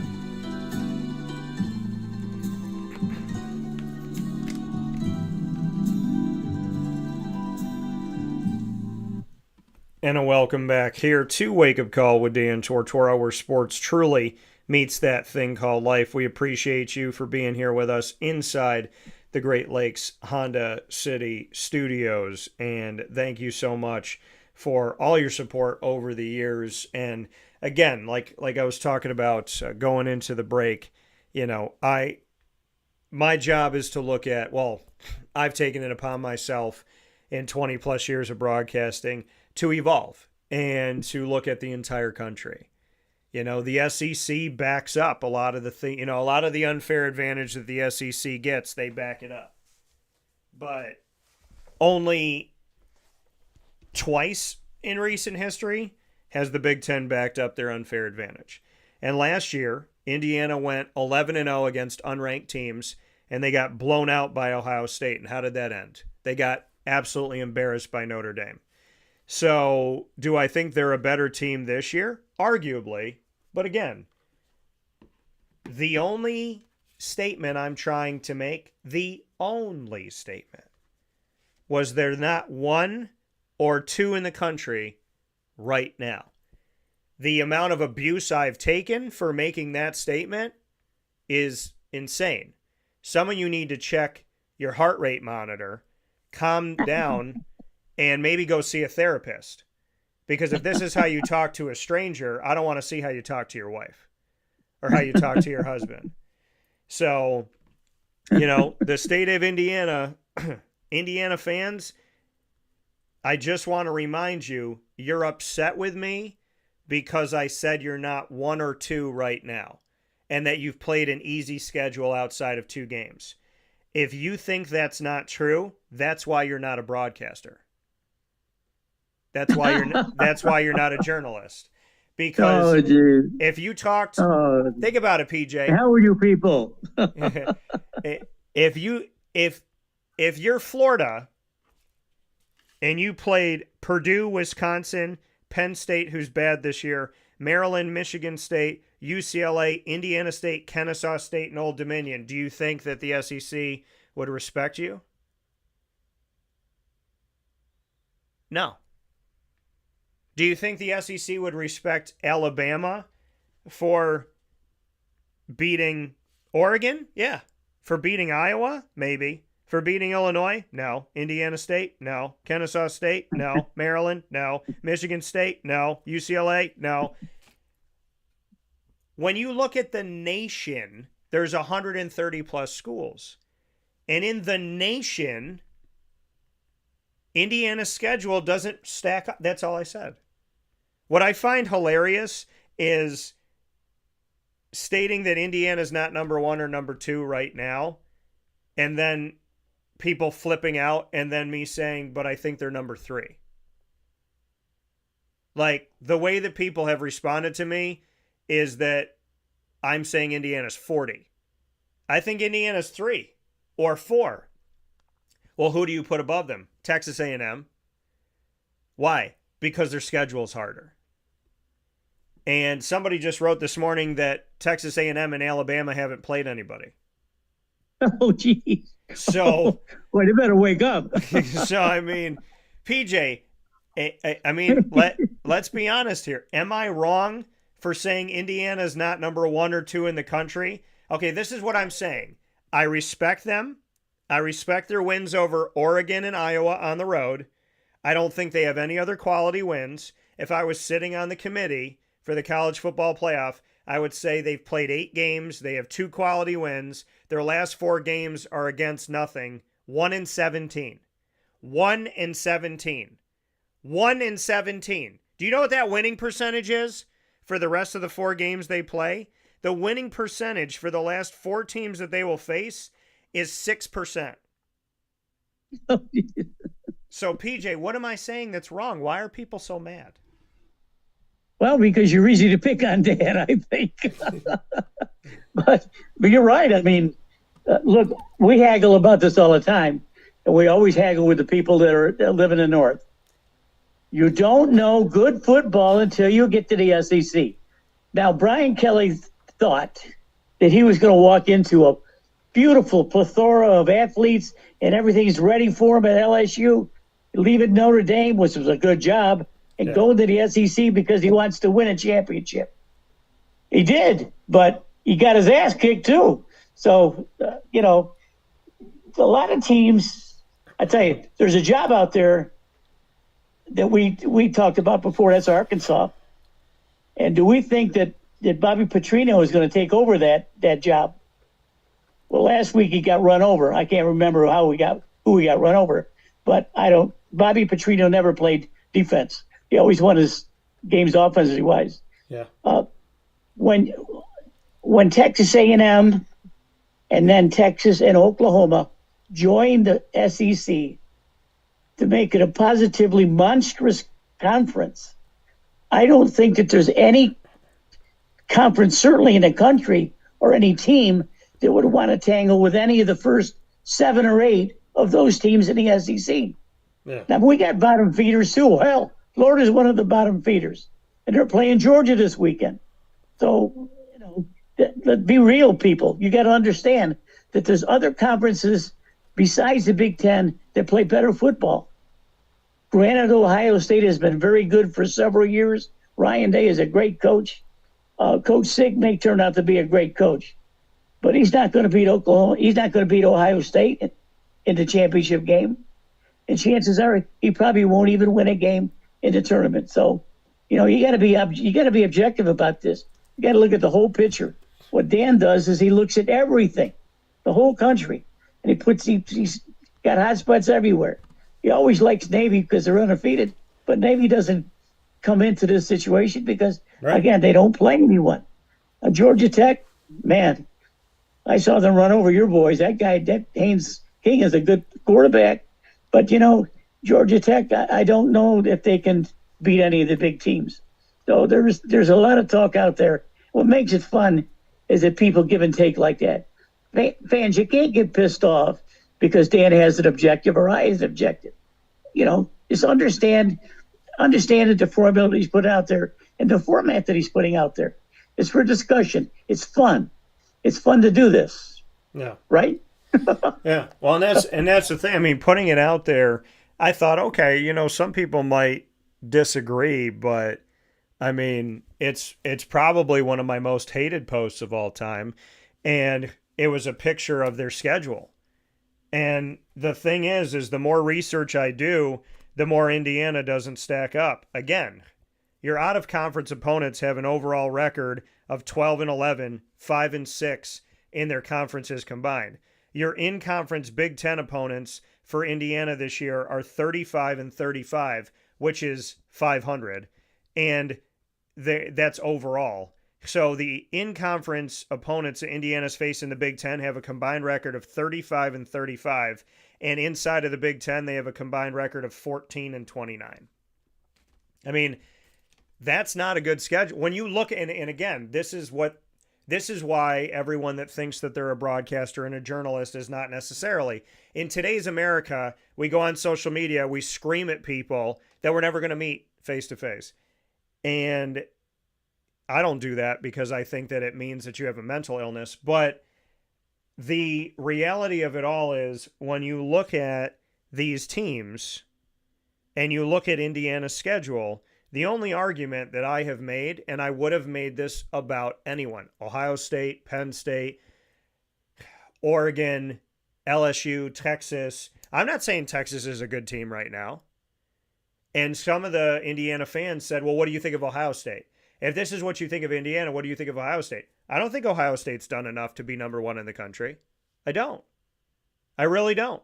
I think if Miami was undefeated and they beat Louisville, who should have been ranked, and this is the thing too, folks, you talk about ranked wins. Some teams shouldn't be ranked. Some teams should be. Again, I do my research. I do my homework. I've been doing this for a long time. So I went to school for this. I don't make an opinion unless I can back it up. If I make an opinion and I can't back it up, what's the point? But in today's America, people make opinions all the time, and there's no factual evidence to anything. They just say things. Some people say things so that you will fight with them. And that's not why I said this.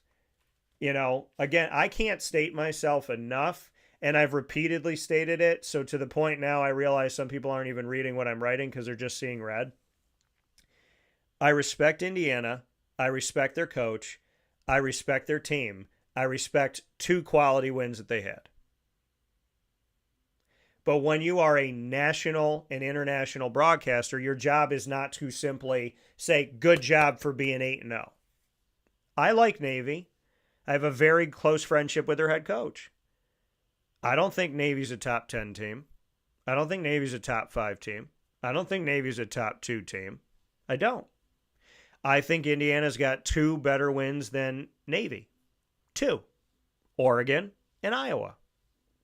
But, you know, people knock the American for not being that good. I think anybody in the American would love to end with Indiana's schedule of 1-17 in the conference. Navy doesn't have that. Navy's got to play tough teams at the end of their season. Memphis and South Florida and Navy are beating up on each other. Indiana's got a fantastically easy schedule to end the season. So when people say, well, what are you going to say when they go undefeated? They should go undefeated. But again, there are wins that do not have the same light. The win over Illinois is not good anymore for Indiana, but the win over Iowa is. So they almost flip-flop with each other. Iowa wasn't respected, but they should have been. Illinois was respected, but they shouldn't have been that high. So Oregon has been good and stayed good. So the Oregon win, that's got value. The Iowa win has value. There's no other valuable wins for Indiana. I'm not telling you that because I hate Indiana. I'm telling you that because I cover college football. I'm telling you that because I do my research. I'm telling you that because Indiana getting in the college football playoff last year was a wasted spot. It was wasted. They beat 11 unranked teams, and they got blown out by Ohio State. That doesn't warrant you getting in. They had no quality wins last year. They had 0. This year they have 2. So be happy you got in last year because you shouldn't have. But this year, you're probably going to get in. You're going to get in. Ohio State's going to get in. Oregon's going to get in of the Big Ten. Unless Michigan runs the table and other teams lose, they're not getting in. Illinois is not getting in. But I look at Indiana and I look at 2 good wins. I look at Ohio State, I look at 1 good win. Okay, I look at Alabama, and the blemish against Florida State is a bad loss. It is. But after losing in the first week of the season, the committee will look at what have you done for me lately? And what did Alabama do after losing to Florida State? They beat Georgia, Vanderbilt, Missouri, and Tennessee all in a row, and every single one of those teams has been ranked the majority of the season. And outside of Missouri, I think Georgia, Vanderbilt, and Tennessee all should still be ranked and have been ranked. That schedule is a hell of a lot better than Indiana. See, you can't look at it and go, Indiana's 8-0 and Alabama's 7-1. They have a loss and we don't. Because the wins that they have are better than your wins. So when the committee looks at Alabama and Indiana, if Alabama wins the rest of their games and they win the SEC title, they're going to put Alabama over Indiana. And if they don't, that's going to get figured out in the college football playoff anyways. See, you can't look at 7-1 versus 8-0 and say, well, Indiana's better than Alabama because they're undefeated. You can't say that. Because in that case, Memphis is better than Texas A&M. And that's not true. So, again, it's a national approach. It's a lot of homework. And it's no disrespect to the team. I'm not picking on Indiana. I'm giving you the facts. And I would give you the facts about Florida, South Carolina, Ohio State. The facts are the facts. The facts are Ohio State has 1 quality win. Indiana has 2. Alabama has 4.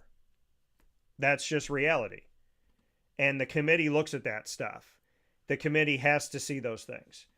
And if Indiana in any way, shape, or form loses within the next 4 weeks, this is null and void. Because if they lose to any one of these horrendous matchups, if you lose to Maryland, Penn State, Wisconsin, or Purdue, you're losing to teams that are 4-3, 3-4, 2-6, and 2-6. If they lose any one of those games, they'll fall right out of the top 4. So they got to win those games. They got to play Ohio State in the championship, and they have to beat Ohio State.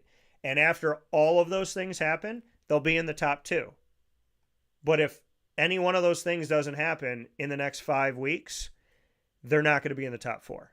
That's just reality.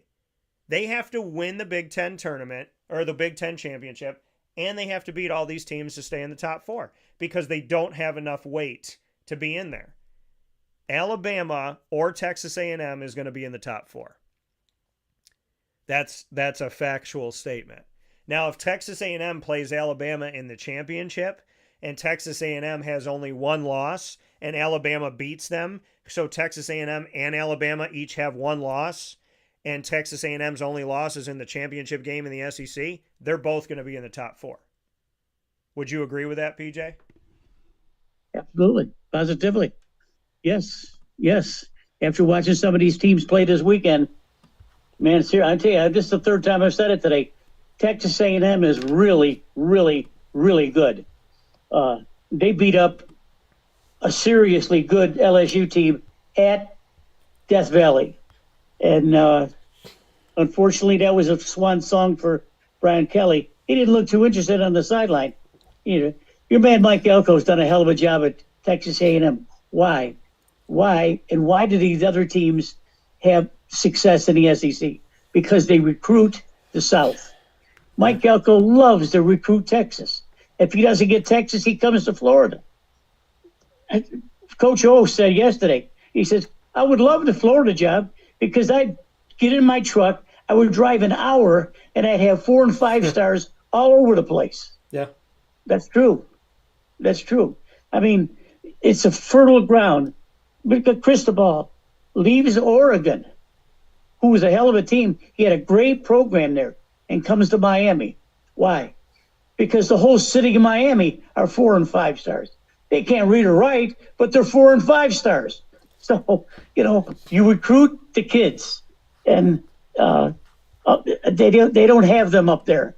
They don't have the plethora of athletes that they have down in Georgia or Texas or Louisiana or in Mississippi. And, of course, the transfer portal now is very important to everyone. Right. So if you want to if you want to keep abreast, shall we say, of the South teams, and you don't have the recruiting, then you have to go into the transfer portal and try to steal some. That's it. And by the way, if Fernando Mendoza doesn't transfer from Cal to Indiana, we're probably not even having this conversation. And Cal was a bad team last year. They weren't a good team last year. But look at what's happened since then, since he came to Indiana. So shout out to Kurt Signetti. Shout out to the student athletes. Shout out to being 8-0. All your boy said was, congrats on your season. I want to see more. That's all I said. If you're mad about that, well, then I guess you'd be mad at a committee member who might ask the same question. So with that being said, let's take a look at the college. It's crazy how you give somebody a compliment. You say, you're a good actor. I just don't think I'd give you an Emmy right now, but I might give you an Emmy in 5 weeks. Somehow that's a bad thing. Let's take a look at college football, but I don't lose any sleep over it, folks. I sleep pretty well. So let's take a look at college football week 9 and how things went. Oh, look what PJ and I did. We both picked Indiana to win. Look at that. Look at that. Oh my goodness. We don't hate you. What? So we picked Indiana to win. We were right about that. So we can circle Indiana for getting a victory there in college football week 9. Again, most people get mad because they don't research. They don't even read. PJ, you know what I see in today's world? People get angry and they don't even look, because I remember I've had multiple conversations with people where I was agreeing with them and they were still yelling at me. I was like, we're agreeing with each other, but they had committed to being angry. And so the conversation had to continue the way that they had prefaced it, which is to continue to fight. And I was agreeing with them, and I was like, I don't even know why we're arguing right now. We're in agreement with each other. So Indiana wins the game over UCLA 56-6. Some people called this a statement win. UCLA is bad. What statement were you making? You beat a team that fired their head coach? You should. If a team fires their head coach mid-season, that's a bad team. And anybody should beat them. Outside of firing a coach who broke the law, firing a coach mid-season, that's telling you that that season is a season that's probably not going to be great. But, okay, you think a 50-point win over UCLA is a good win? We'll disagree. The win, Ole Miss beats Oklahoma 34-26, and the Lane train continues to chugga along. USF, South Florida, in their game that they had against Memphis, Memphis beats them, and South Florida falls out of the top 25. Memphis goes back in. I don't agree with this. I think Memphis, South Florida, and Navy should all be in the top 25, but they don't want to do that with the American because, gosh forbid, they give them any respect. Vanderbilt beat Missouri 17-10 at home, so PJ got that one wrong. And I will tell you this, Indiana fans, I hope you're still listening. Missouri's not a top 25 team. Missouri's done nothing in their schedule to show me that they're a top 15, maybe they're 22. Maybe I could put them 22-25, but they're not a top 20 team. Missouri is not a team that's done anything this season that warrants being in the top 15. Missouri, now listen, folks, you got to listen to this. Missouri may lose their coach to Florida. Drinkwitz. Yeah. That's right. So Vanderbilt wins the game. I get the victory for that. Texas, let's go to the Texas game. It took Texas overtime to beat an unranked Mississippi State on the road. Man, that Texas team not looking good, 45-38. We both picked Texas, and they won. That Ohio State win over Texas, again, it loses value because Texas was number 1 at the time, but they're not number 1 now. It's amazing how people can see the argument when it's not their team. You can see it when it's not your house. You have to be impartial. If Syracuse had Indiana's schedule, they wouldn't be in the top 2. They wouldn't be in the top 10. They'd look at Syracuse and go, you haven't played anybody yet except for Oregon and Iowa. We'll put you in the top 15. But that's probably the best that they would do for Syracuse. You have to be able to look at things objectively. Oregon defeats Wisconsin 21-7. Wisconsin's a bad team. Oregon gets another win. Oregon, to me, should get in this college football playoff. It'll be interesting to see what's going to happen, but they have to face the fact that their schedule hasn't been as competitive. They've been a good team, though. They've done the work, and they lost to only Indiana, which is why Indiana has to stay above them. Miami defeated Stanford. Stanford came out striking early, but Miami reminded them who they are. They won 42-7. So PJ and I got that one right. Texas A&M beat LSU on the road 49-25. Texas A&M getting that victory to stay undefeated gives them that. And Georgia Tech beat Syracuse by 100. So that's the game there. So PJ ends up getting 1. So he goes 2-2, 3, 4, 5, 6, 7. PJ goes 7-2 on the week, and I go 8-1 on the week. So a good college football week for PJ and I as we pick these games. PJ, any thoughts on Week 9 before we make our Week 10 picks? No, just that I would encourage the people to take a look at some of these better teams that they're playing. You know, turn your channel around. Look at Texas A&M. You don't need to look at Alabama. They'll be right there. You'd be surprised how well Ole Miss plays against bad teams. All we're trying to do is broaden your spectrum a little bit and understand that the tourney people have a big job. It's not easy, which is why there's a million teams now going to be in the tournament. Now, Indiana's going to be in the tournament, sure, of course. And Texas A&M will probably be one of the top ones. Don't be surprised if they play each other. But Indiana has to get by Ohio State. And Ohio State is just flexing their muscles. They really, Daniel, I don't think they've really played that good so far. They haven't dominated the way Ohio State should. I think that they're going to have to play better in the closing weeks to keep their number one ranking. But let's face it, they were number one in the preseason. They were number one when the college football season started, and they're number one now. Why? Because they deserve it. They won last year's championship. Ryan Day's a hell of a coach, and he knows how to recruit. So we'll leave it at that. Yeah. Well, Ohio State, they have that Big Ten treatment, right, where they're going to be ranked high, and as long as they win, they're going to stay. And they're undefeated, so they've stayed where they are. Now, they have one quality win. One quality win. And that's against Texas. One. That's all they got. But Ohio State, they've been the only team of the Big Ten to back it up. They have consistently backed up their ranking. Even though they're ranked high without a lot of quality wins, they won the national championship last year.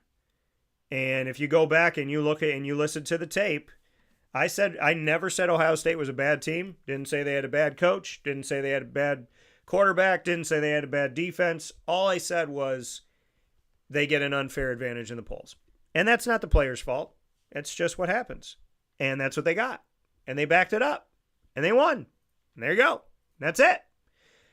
Other teams don't back it up. I don't think Missouri should be ranked in the top 20 right now. I don't. But they are. I don't believe it. So, there's teams that are going to show you. Look at Vanderbilt. If you argue that Illinois is a top 9 win, then you have to argue that Vanderbilt is the 40th team in the country. Because Illinois was 9 early and Vanderbilt was unranked. And nobody would make that stupid of an argument. Vanderbilt proved that they're a top 10 team even though they didn't start the season there. Illinois proved that they're not a top 25 team even though they started their season high. You can't base things based on where you start. It's how you play the game. It's how you finish. It's how things end up. So, people use arguments to benefit them, but then they won't use that argument with something else, and that's called hypocrisy, right? Clemson started the season as a top 10 team. Do you think they are right now? Okay, well then why is Illinois? Got to make the same argument, right? Because it's the same situation. Vanderbilt and Georgia Tech were not top 25 teams at the beginning of the season, but who would argue that they're not right now? Who would argue that Vanderbilt and Georgia Tech are not in the top 10? They should both make the college football playoff Because if Georgia Tech goes undefeated and loses in the ACC championship, they should still make it. The committee should consider putting in Miami, Georgia Tech, SMU, Louisville, something of that group. I think they want to put in Miami. They may have to put in Georgia Tech. And then you have to look at SMU and you have to look at Louisville. You have to. And you have to look at Virginia. Like, the ACC being a one-bid conference is laughable to me. They should at least get 2 in. Because look at what they've done. It's not about where you're ranked. It's about what you're actually doing. And that's what people don't want to pay attention to. Because if Indiana wasn't ranked right now, they'd be screaming that they should be. And they should be. They should be. But you got to do your homework, people. You can't just scream about the team that you love. Because in that case, Syracuse is my hometown. So should I be screaming that Syracuse should be ranked right now? They're not a good team. My hometown team is not a good team right now. 3-1 with Angeli, 0-4 with Ricky Collins. They need to think about playing another quarterback and ending this season with some respect. Because right now, Syracuse has been laughable. They're laughable right now. They're 3-5. They're not good without Steve Angeli. And they're going to have to change their quarterback if they want 5,000 people to show up to the game on Friday. That's just reality. That's not me hating Ricky. That's me stating a fact. Ricky is 0-4 as a starter. He's thrown multiple interceptions. He doesn't throw on time. He doesn't throw to the right spot. The offense is not moving with him. The defense has done well, but the defense can't stay on the field for 5 hours. So either they change the quarterback or Ricky wakes up. There's only 2 options. Either Ricky comes out and plays a million times better than he has, or they go to somebody else. But if they play the North Carolina game with Ricky Collins and they get beat by Bill Belichick in a bad Carolina team and they don't change their quarterback, Fran Brown is going to have a million questions and he's not going to like any of them. So that's football, folks. That's reality right now. I want Ricky to succeed. If the offense can't move with him, then you have to go to somebody else. That's common sense. You can't just say, well, we're going to play Ricky for the rest of the year, because in that case, they might not win another game unless he gets better. But I gave him time, more time than anybody else gave him. I've given him 4 games. And I think at this point, if they come out in the first half and Ricky Collins is your quarterback and he fumbles the ball, throws an interception or both, and you're down at halftime, you come out with a different quarterback in the second half, and that's just how it's got to be. PJ, do you know how inexpensive? I'm going to tell you something right now you're not going to like to hear, but you may laugh. Do you know how much you can get a ticket for in the Syracuse, North Carolina game on Halloween? I'm going to surprise you. You can $4.80. Yeah. You can. Okay. Syracuse's game against North Carolina is on Halloween. You can get tickets to a Syracuse game. You can get a ticket for yourself for cheaper than the Halloween candy you're going to put in the bowl to give to the kids. You can go to the Syracuse game for $5. And if you go to Walmart right now, you might find candy for $4.88. But if you want a big bag, $12, $19, $13. It's going to cost you more to buy Halloween candy than it is to go to a Syracuse game. It's terrible. So, let's go into our games, PJ. College football, week 10. By the way, I like North Carolina in that game. Yeah, so we'll start there. So, PJ going with North Carolina to upend Syracuse at home. I'm going to... See, this is the tough thing. Because if this offense doesn't move and he doesn't change his quarterback, they're going to lose. They're going to lose. You know, but here's the thing. If Ricky Collins comes out and he shows improvement and the offense is moving, they should beat this bad North Carolina team. But if they come out and they score 10 points or less in the first half and he comes out in the second half with Ricky, they're going to lose the game. So I don't know what to do with this, because this is what is Fran Brown going to do. And I can't answer that. Only he can. So Ricky Collins comes out at the beginning of this game. Fans are probably going to boo at home. And I'm always against that. And so you got to give him time. If he goes out and he doesn't play well, but he plays the whole game, then they're going to lose the game.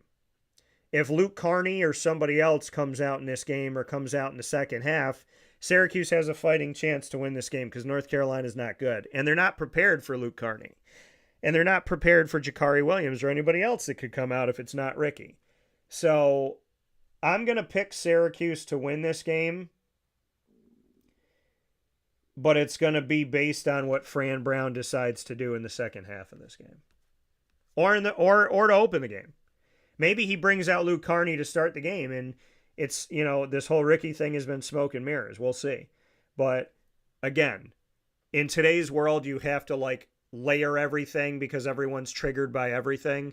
So Ricky Collins is 0-4 as a starter. I don't think he should start this game. I don't hate Ricky. I don't have anything against Ricky. I've spent a lot of time talking with Ricky. I want Ricky to succeed. I want Ricky to do well. If the offense isn't moving with Ricky, you have to go to somebody else. So I think Fran should go to somebody else in this game if Ricky comes out and doesn't move the ball in the first half. So one of three things is going to happen. Ricky's going to play the whole game. Ricky's going to play the first half. Ricky's not going to play at all. Based on how they do in the first half, if Ricky's playing, Fran's going to have to make a decision on what he's going to do for the second half. If Ricky's offense has 10 points or less, you have to change him out. You have to. If they score 10 points or less, you have to change them out. Bill Belichick is incredible at figuring out teams in the second half of a game. Okay? He's a multi-time Super Bowl champion. So if Ricky Collins plays in the first half, they score 10 or less, and he comes out in the second half, Bill Belichick's going to win that game. If Ricky comes out in the first half and moves the offense and does well, okay. If he doesn't, then you got to put in Luke Carney or somebody else. And then you got to figure things out from there. But Syracuse has a lot to figure out, and if this offense isn't moving, that's the easiest thing to figure out is you got to change your quarterback.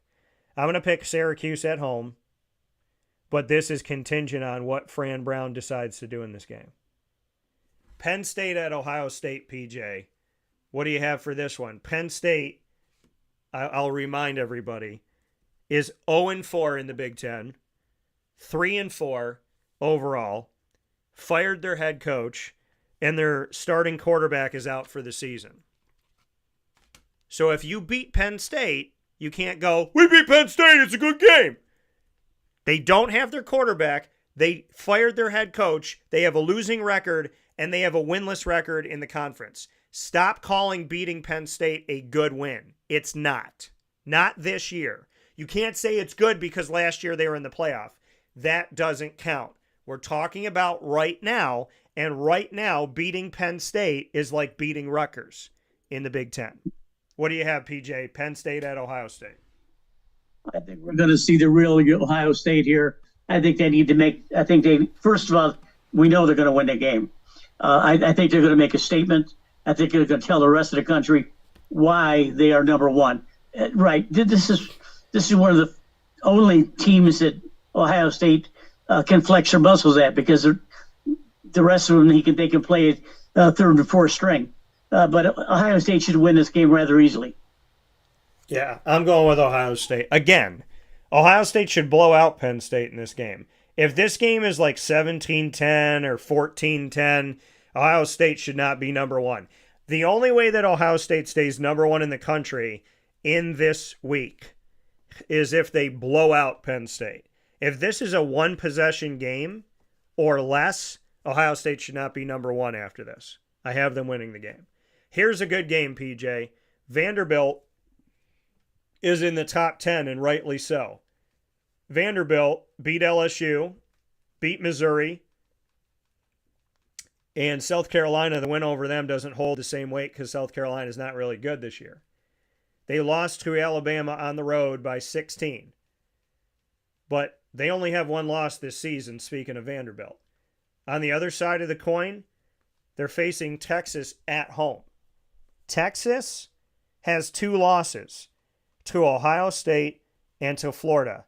They beat Oklahoma, but if Texas loses this game, they're out of the top 25. Who wins? Vanderbilt at Texas. I think, I watched Vanderbilt this last weekend, and they looked very good. Texas, I watched a little bit of that game, too. What I'm disappointed in is Texas's defense just hasn't shown up most of the season. I think they need to show up here. But I think Texas can win the game. Yeah, so, hopefully, Texas is going to have to figure this out. They're going to have to figure it out quick. But, Arch Manning taken a lot of unfair criticism, in my opinion, because there was so much hype. So, of course, he was going to, anything he did, he was going to take something for it. And, by the way, Paul Finnbaum, he said, I'd like to see Indiana go through the gauntlet that Alabama has gone through in the last 5 weeks. They would not be undefeated, end quote. So, to everybody that yelled at me, yell at Paul too. And because Paul's making a lot of sense as well, because we look at national football.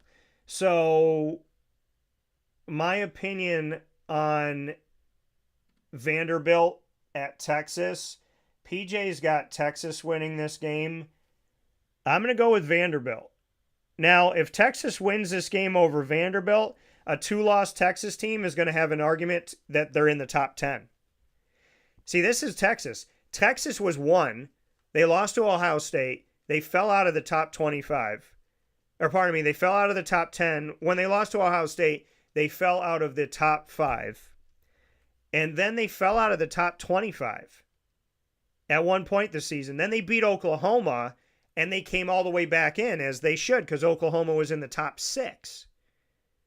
If Texas beats Vanderbilt, they got an argument to be a top 10 team with 2 losses.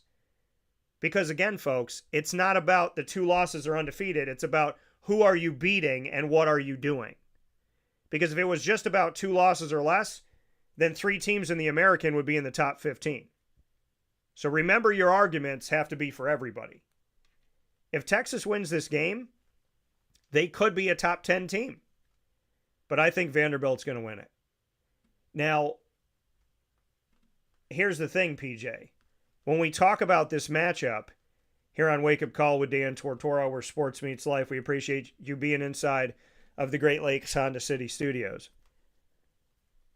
When we talk about this matchup, I can see Texas winning this game.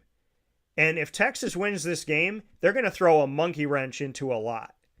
Because if Texas wins this, then where do you put Vanderbilt? You keep them in the top 15, right? But where do you put Texas? Because you got to put Texas, but do you put Texas at 12? Do you put Texas at 10? I think Texas can win this game. I really do. If Vanderbilt wins this game, then confusion does not happen as much. But if Texas wins this game, it's gonna cause a lot of confusion, and there's going to be a lot of people yelling about who should be where. I think Texas can win it, but I'm going to put Vanderbilt. Miami at SMU. SMU's they're unranked, but SMU's a good team. By the way, SMU has the same record in the has a better record in the ACC than Miami. SMU is 3-1. Keep in mind, people that want to put Miami in the college football playoff, keep in mind the ACC standings: Georgia Tech 5-0, Virginia 4-0, Pittsburgh 4-1, Louisville 3-1, SMU 3-1, Duke 3-1, then Miami. Miami is the 7th team in the ACC right now. They're the 7th team in the ACC right now. If the ACC championship was today, it would be Georgia Tech against Virginia. Remember that, folks. SMU is a good team. They got 3 losses, but in the conference, they're above Miami still. So does SMU play spoiler and give Miami 2 losses, or does Miami win on the road?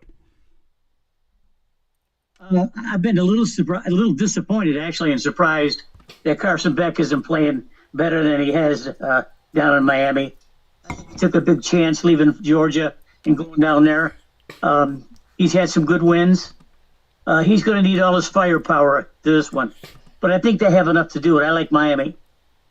Yeah, PJ going with Miami in this game. Keep in mind, I warned people that Louisville was a dangerous team going into this season. And Louisville is Miami's only loss. And that game was at home. That was at home for Miami. SMU beat East Texas A&M, lost to Baylor in a battle 48-45, beat Missouri State, lost to TCU by 11. Then they beat Syracuse, beat Stanford, beat Clemson on the road. But SMU just lost to Wake Forest at Wake Forest. Wake Forest, who people overlook, almost beat Georgia Tech and beat SMU.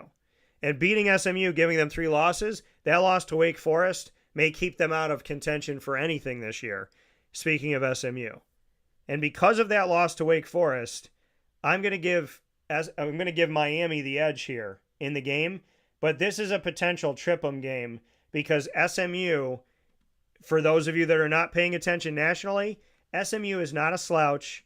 SMU is a dangerous team. SMU has won a lot of games, and they've only been in the ACC for their second season. And the only reason why they lost, SMU has one loss last year in the ACC. That was in the title game to Clemson on a last-second field goal. And now they're 3-1 this season in the ACC so far. SMU is very good. They went from the American to the ACC, and they've been playing in the ACC better than teams that have been there for over a decade. So this could be a trip 'em game. I'm going to pick Miami. But if Miami loses this, I think Miami's out of the college football playoff. Next game that I have for you, PJ, is a team that I think should have been ranked, but it took a long time for them to get there. And that's Houston. They're playing at home against West Virginia. Houston's ranked 22, but they probably should have been ranked earlier than recently. What do you have for Houston? Do they win, or does West Virginia beat them on the road? Houston is a big surprise this year. For those who don't watch the football, I don't know where they came from, but they seem to put a good offense together. They're scoring points. I don't know if West Virginia could hang with them. I like Houston. Yeah, I'm going to go with Houston in this game. Houston, like I said, they've done some good things. The Big 12, I haven't bought into Texas Tech. I still haven't. And I think Baylor, pardon me, I think BYU is the most dangerous team in the Big Ten. And then I think Cincinnati is arguably the second most dangerous team in there. Houston's done some good things. UCF's done some good things. I'm going to go with Houston at home.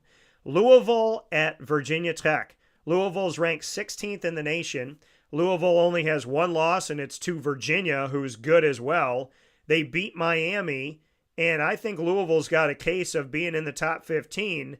So what do you have, PJ? Does Louisville win on the road against Virginia Tech, who fired their coach? Or does Virginia Tech find a way? I like Louisville. PJ going with Louisville in this one. I'm going to go with Louisville as well. I think Louisville still has a case of making the college football playoff. So I'm going with Louisville in this matchup to get the dub. And keep in mind, Louisville in the top 4 right now in the ACC. The next game that we yeah, go ahead. Also, I will put this little tidbit out there too. Louisville has a chance of losing their coach to Florida. Yeah, they do. They absolutely do. Louisville's coach has been very successful in a short amount of time in returning to his alma mater, and that being the wonderful coach that I've had the opportunity of speaking with, Jeff Brom. So make sure you look out for that. Jeff Brom's name's been out there. Notre Dame is 12th in the country. Why? Nobody knows. They beat USC. That's it. So Notre Dame at Boston College. PJ, what do you got? This would be an easy game for Notre Dame. Yeah, I'm going to pick Notre Dame in this game as well. I'm trying to figure out why they're 12th in the country, but I am going to pick Notre Dame to win this matchup. Now, Notre Dame's 2 losses to 2 ranked teams, to Texas A&M and Miami, are by a combined 4 points. But the only time that a quality loss is enacted in the conversation is if that team has enough quality wins to argue that. Because Murph and I did a scenario where Notre Dame is going to be left out of the college football playoff because they still need teams to lose. They need Miami to lose. Well, in Miami, they lost to by 3, so the argument of a quality loss if Miami loses is null and void, but Miami's also in their way, so it's kind of ironic. Let's take a look at Texas Tech at Kansas State. Texas Tech is in a situation right now where they're going to have to play without their starting quarterback. And they beat Oklahoma State, who's atrocious, 42-0. But what's Texas Tech going to do, PJ, as they step forward? Can they continue to win without their quarterback? That's a tough question right there. I'm going to say yes because I think they got a well-rounded team, and they sure look scary the first time I saw them. So I like Texas Tech. Yeah, I mean, Kansas State was another team. Talk about being ranked when they shouldn't have been. Last year they were ranked. They lost to unranked teams and didn't fall out of the rankings. Well, Texas Tech is playing up against an unranked Kansas State, and I'm going to pick Texas Tech with PJ to win this game and to continue to move forward. Keep in mind, Texas Tech, they've done some good things this year, but how well is their backup? That's a big question. Syracuse has had to answer it, and he's nowhere near Steve Angeli. So that's the problem. Michigan is ranked 21 in the country, PJ, and some people still think that Michigan is going to make the college football playoff. They're playing against Purdue, who's awful. What happens at Michigan? Well, it's not a very good game to watch. That's for sure. Michigan should win the game, but it's not Ohio State's fault that most of these teams in the conference are no good. When you look at conference schedules, you're looking to see where the trend is. If you look at the SEC as opposed to the Big Ten, the SEC beat the hell out of each other every week. They're beating the hell out of each other. They don't have to do that up here. So that's it, Michigan. Yeah, if Michigan loses this game, then there's no conversation. But they're still giving Michigan a shot to get into the college football playoff. There's 1,000,001 things that would have to happen for that to happen. But I think Michigan, who again doesn't play that tough of a schedule typically, they're going to go up against Purdue, Northwestern, and Maryland, all unranked, and then they're going to play Ohio State.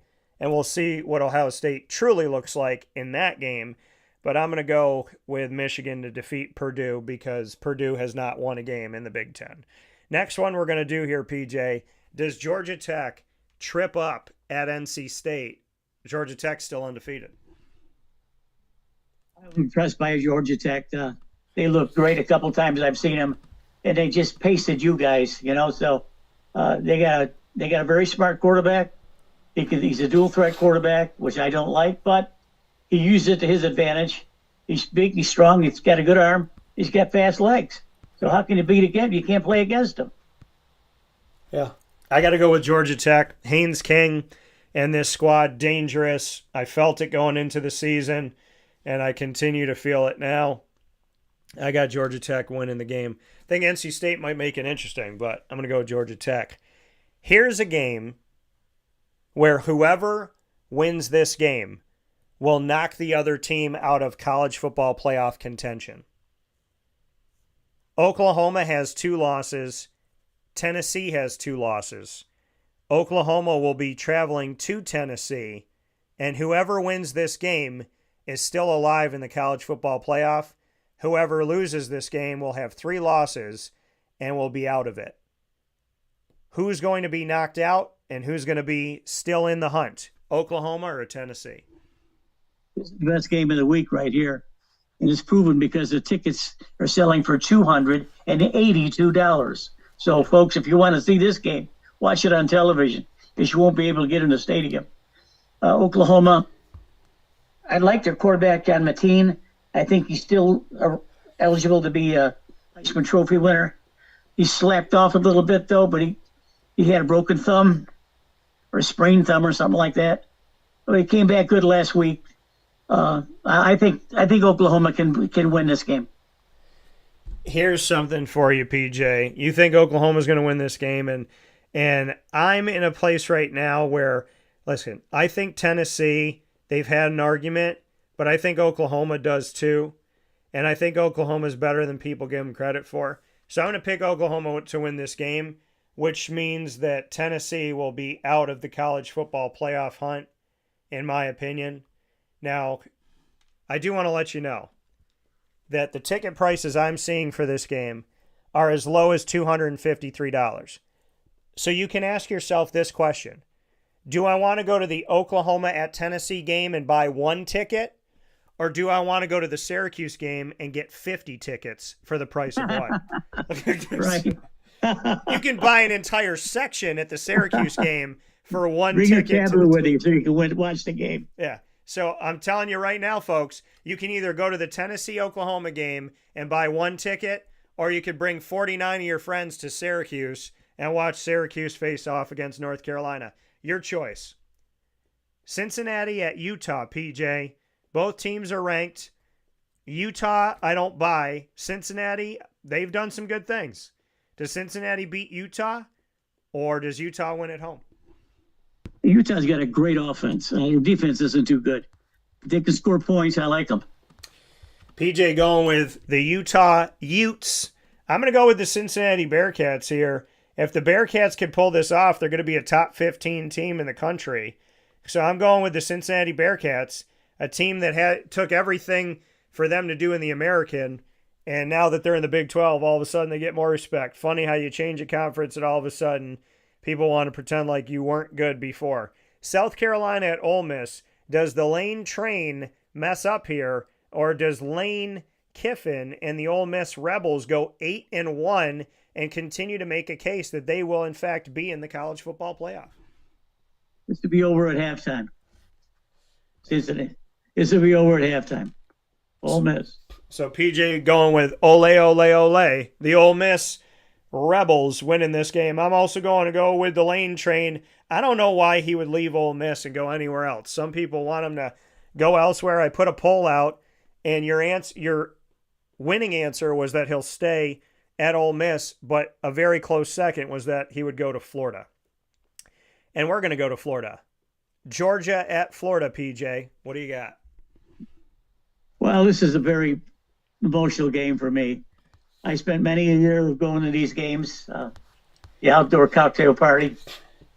Used to get rained on quite a bit, but had a lot of fun. Never did care about the football game much. Just had a lot of fun. But now that I'm in the pundit series era, objectively,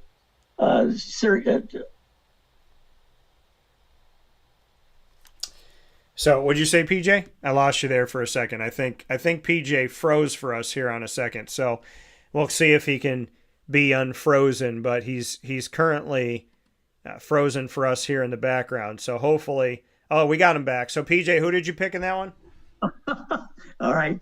I spent many a year going to this game, the outdoor cocktail party.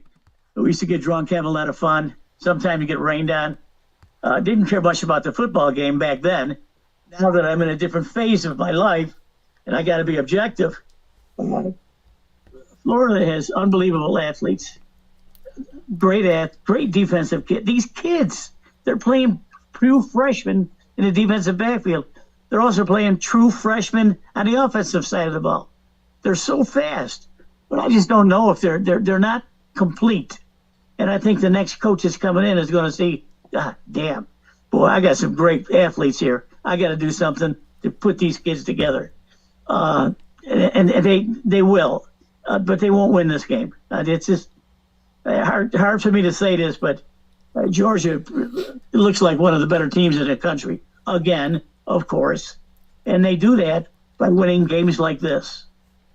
Georgia, Florida. We see it played in the Jacksonville Jaguars Stadium. That's where we've seen it multiple times. So this is not a Gainesville game. This is an Everbank Stadium game in Jacksonville.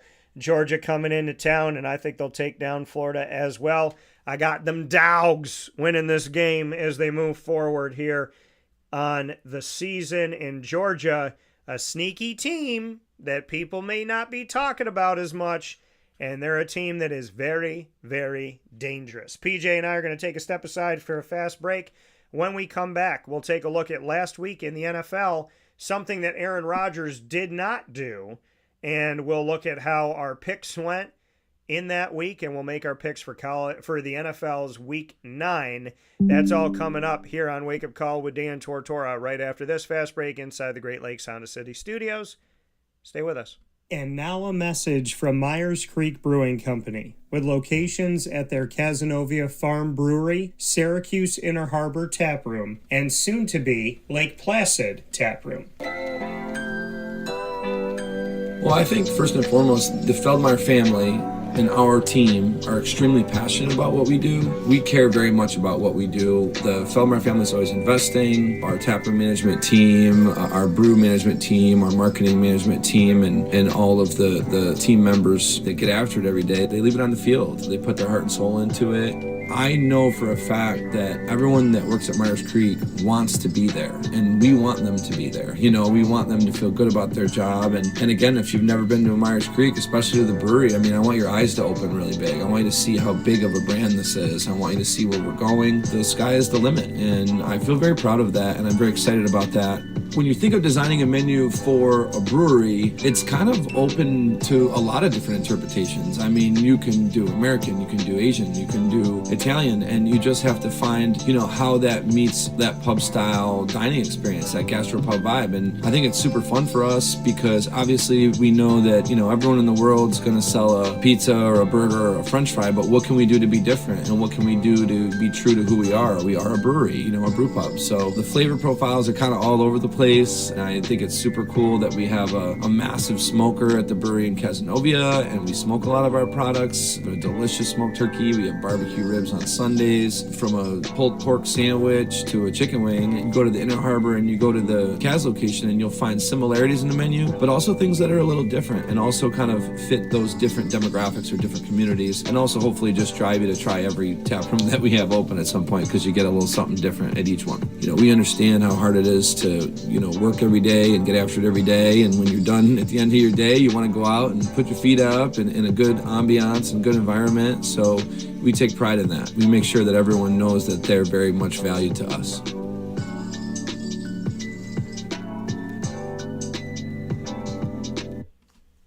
Avicoli's restaurant, located on 7839 Oswego Road in Liverpool, New York, has been serving our community for decades. Your place to go for home cooking on the corner of Route 57 and Wetzel Road is just minutes from Liverpool High School. And every single month, Wake Up Call with Dan Tortora is on site, on location, with Liverpool sports, student athletes, coaches, and administration telling their stories throughout the year. We look forward to seeing you on site at Avicoli's for their casual pizza side, their fine dining, as well as their bar. And of course, you can order online at myavicolis.com. That's myavicollis.com. For takeout, delivery, and catering, call 315-622-5100. That's 315-622-5100. Come on into the neighborhood spot Avicoli's, open 7 days a week in Liverpool, New York.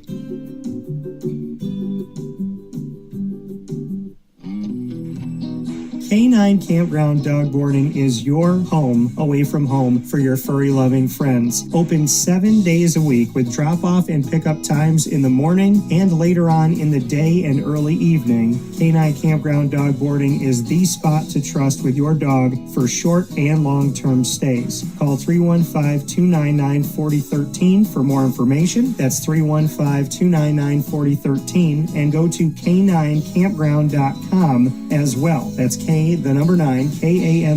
ground.com, where you will find all of the information on their different cabins, which include the classic cabin, executive cabin, grand cabin, and luxury cabin. K9 Campground Dog Boarding, where your dog will have indoor and outdoor areas as well as their own private cabin for any size, any breed, as well as dogs with different needs. Dog parents and dogs alike choose K9 Campground Dog Boarding. Isn't that right, Lily?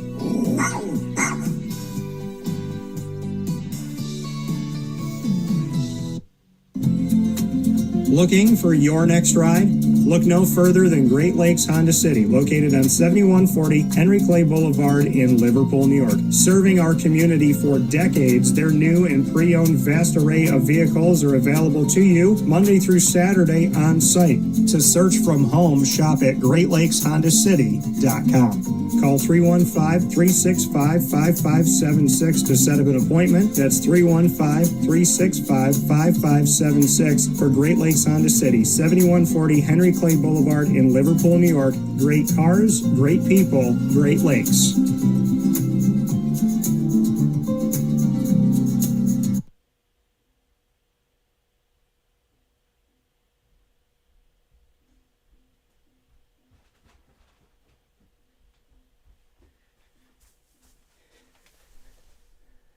Carvel DeWitt, it's what happy tastes like. Do you know why? Because we make ice cream. Creamy, rich, flavorful ice cream. Not yogurt or iced milk like some of our competitors. Ice cream. Fresh, by hand, daily. For the calorie conscious, we have something new for you. Our new Carvelite. Same great flavor, creaminess, and texture of our regular ice cream with only 35 calories an ounce. So whether you want an ice cream cake, flying saucer, dasher, carvalanche, hard or soft ice cream, we will satisfy your craving with our fresh, handmade regular or new Carvelite ice cream. Carvel DeWitt. It's what happy tastes like.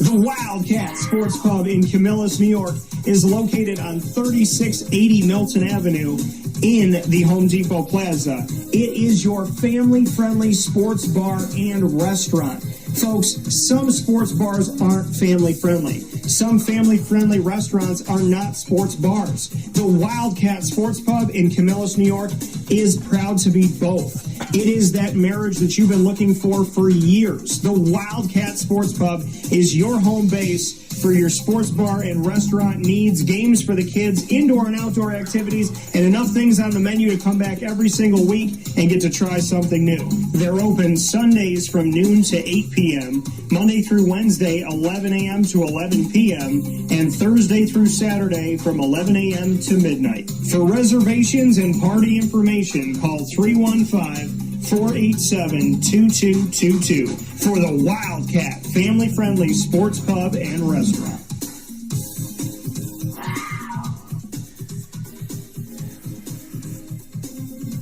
GG Cards and Breaks. Like, comment, subscribe. GG Cards and Breaks, coming to you on 639 Delmar Place in Syracuse, New York, is your one-stop sports card and trading card shop. Be a big kid every week at GG Cards and Breaks. If you missed it, I have a trio, 3 different box breaks all in one episode in my 40th birthday bash box break with the owner of GG Cards and Breaks, Josh Gideon. Don't miss it. Plenty of laughs, a lot of fun, and a lot of cards.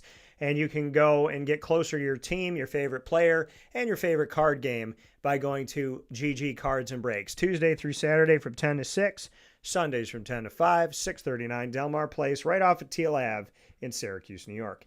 Big time shout out to Chick-fil-A DeWitt. PJ, I don't know if he's tried this yet, but the Pretzel Cheddar Club is available for a limited time only. Inside of a pretzel roll, you can get the original chicken, spicy chicken, or grilled chicken sandwich, and that is going to be right there at Chick-fil-A DeWitt, along with your timeless favorites.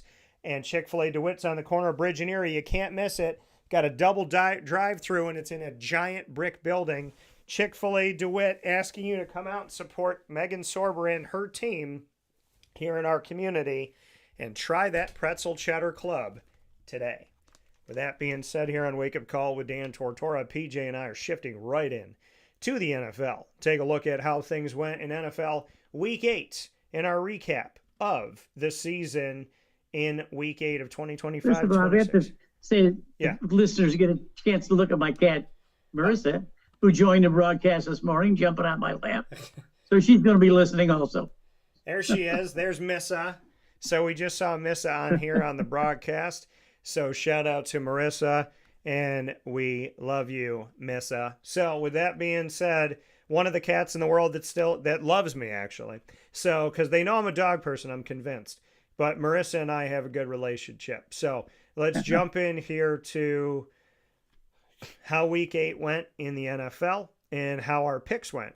PJ and I went with the Chargers over the Vikings, who have been without their quarterback, J.J. McCarthy. God willing, he'll be okay and be back soon. They just put John Walford on their practice squad, who I covered at Wake Forest and who played with the Rams for a time. We picked Atlanta against Miami. Atlanta has been such an enigma. They beat the Bills, but they can't beat the Dolphins at home in Atlanta, losing 34-10. They've been very confusing. The Jets won their first game of the season against the Cincinnati Bengals, so PJ and I got that wrong. There's no winless teams in the NFL anymore, with the Jets joining the fray with a record of 1-7 in a 39-38 win over Cincinnati. Took everything that it possibly could for them to get it. Justin Fields back at quarterback. New England going up against the Cleveland Browns. We picked New England, and who wouldn't? They're playing well under Mike Vrabel, and who thought that? I did when? A year ago, but they finally got him this past season, and the Patriots are making it happen. Philadelphia went up against the Giants. The Giants won 2 weeks ago. This time Philadelphia sent it back to them and said, we're evening this series, Giants, and they took that victory at home. Buffalo and Carolina. My niece, I said to her, Ari, I don't know how I feel about Josh Allen in this game. I don't know if I trust him. She looked at me and she goes, I do. And I said, well, that's all I need, honey. And I put Josh Allen in. And they won 40-9. Shout out to my niece, Ari, for being much smarter than me in that one. So they got the victory. Baltimore and Chi-Town. I thought Baltimore without Lamar Jackson would struggle, but I told you Tyler Huntley plays more like Lamar Jackson than other people that they've had on that roster. And what did Tyler Huntley do? He got a win for Baltimore, 30-16 over Chicago. So Baltimore, PJ, gets the victory. I take the loss as Tyler Huntley had them looking like they were a team that had their starting quarterback back. So shout out to him for that. San Francisco up against Houston. Houston lost to Seattle, and then what they do, they beat San Fran. So Houston continues to make no sense, but they've been playing a little bit better. PJ and I got that one wrong. Tampa found their way back to the winning side of things. It helps when you play a terrible New Orleans team. And so they beat New Orleans 23-3 after not getting anything done on Monday Night Football against Detroit, losing that game, I believe, 20-9. So they win a similar score, but they're on the right side of things this time. Denver upends Dallas. I told you, Dallas scores 40 or more points at home this season, but they don't do that on the road. Denver got the win. My guy R.J. Harvey out of UCF, Central Florida, gets 3 touchdowns, 2 rushing, 1 receiving. Bobo Nix, who PJ and I love, PJ first, me second, and Bobo Nix had 4 touchdowns. R.J. Harvey had 3 touchdowns, 1 of those coming from Bo Nix, and Denver wins by 20. 44-24, watch out for them in the postseason.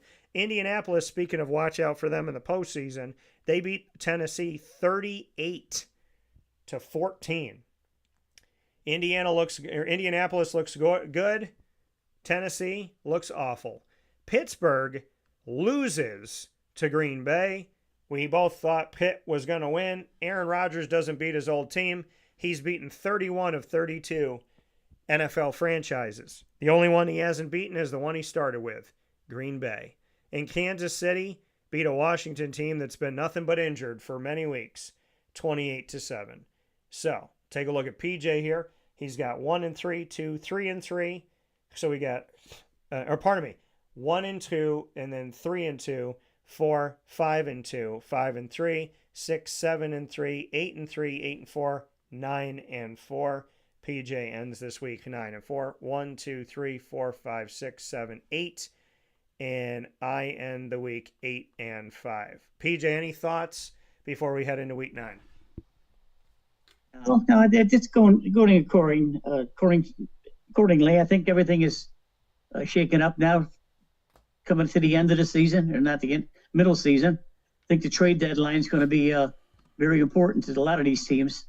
Already there's some movement. I haven't seen anything really serious yet, unless it's happened during the broadcast. But I look for some of the good teams to fortify themselves, and some of the poor teams to trade and get draft picks. That's probably what's going to happen. Yeah. And, some people were talking to me. Somebody said something to me about, will Brian Thomas Jr. be traded from the Jacksonville Jaguars, only if they're idiots. So, No, he's not going anywhere. That would be one of the most idiotic. Now, they've made some dumb moves, but getting rid of Brian Thomas Jr. a year removed from him setting a new rookie record for the Jaguars, yeah, I don't think he's going anywhere. So I'm going to say no on that. Let's go into our picks for NFL Week 9. Hard to believe we're already in Week 9, but let's go to Week 9 here, PJ. We're going to start with Thursday Night Football, and that's going to be Baltimore at Miami. Tyler Huntley is coming off a game where he defeated Chicago with his Baltimore team. Tyler Huntley, when Lamar Jackson was injured a few years ago, almost beat Miami in a playoff game. Now, Baltimore's playing Miami again, but Lamar Jackson may be back, and Tyler Huntley may not even get a chance to play in this matchup. Who wins, Baltimore at Miami? I'm really anxious to see Lamar Jackson play this week. You've heard me before all the time. I'm not in favor of running quarterbacks, but he's extraordinary. I mean, he just makes he's flipped this game completely over. Him playing. I mean, they were going to be a losing team with him not playing. Now they're going to be in a situation where they're going to win because of his presence. His presence cannot be overstated. He is absolutely dangerous. The more he plays, the better he gets. And I'm saying that from a guy who doesn't like to see him run, but he's so smart that he's got everything. He's compartmentalizes everything very good, and he's exceptional quarterback. Yeah.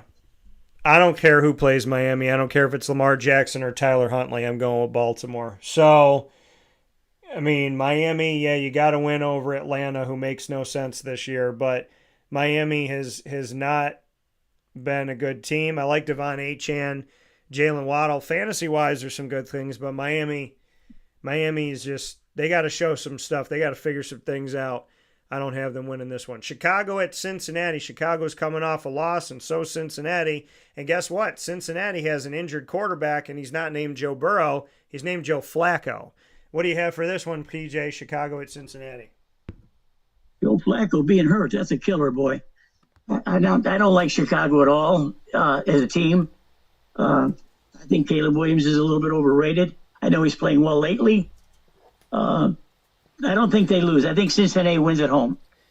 Yeah, PJ going with Cincinnati. Cincinnati's dealing with all these injuries, so I'm going to lean on Chicago. I'm going to pick Chicago. Chicago, if you lose this game, I might not pick you the rest of the year. So I'm going, going with Chicago to win this game. We'll see. I got a feeling Cincinnati might do some good things, even if they have two quarterbacks down. They're still getting the ball out to Jamar Chase, that's for sure. Minnesota at Detroit. Minnesota still dealing without J.J. McCarthy. Detroit, well, they've had a good season, but they also have two losses.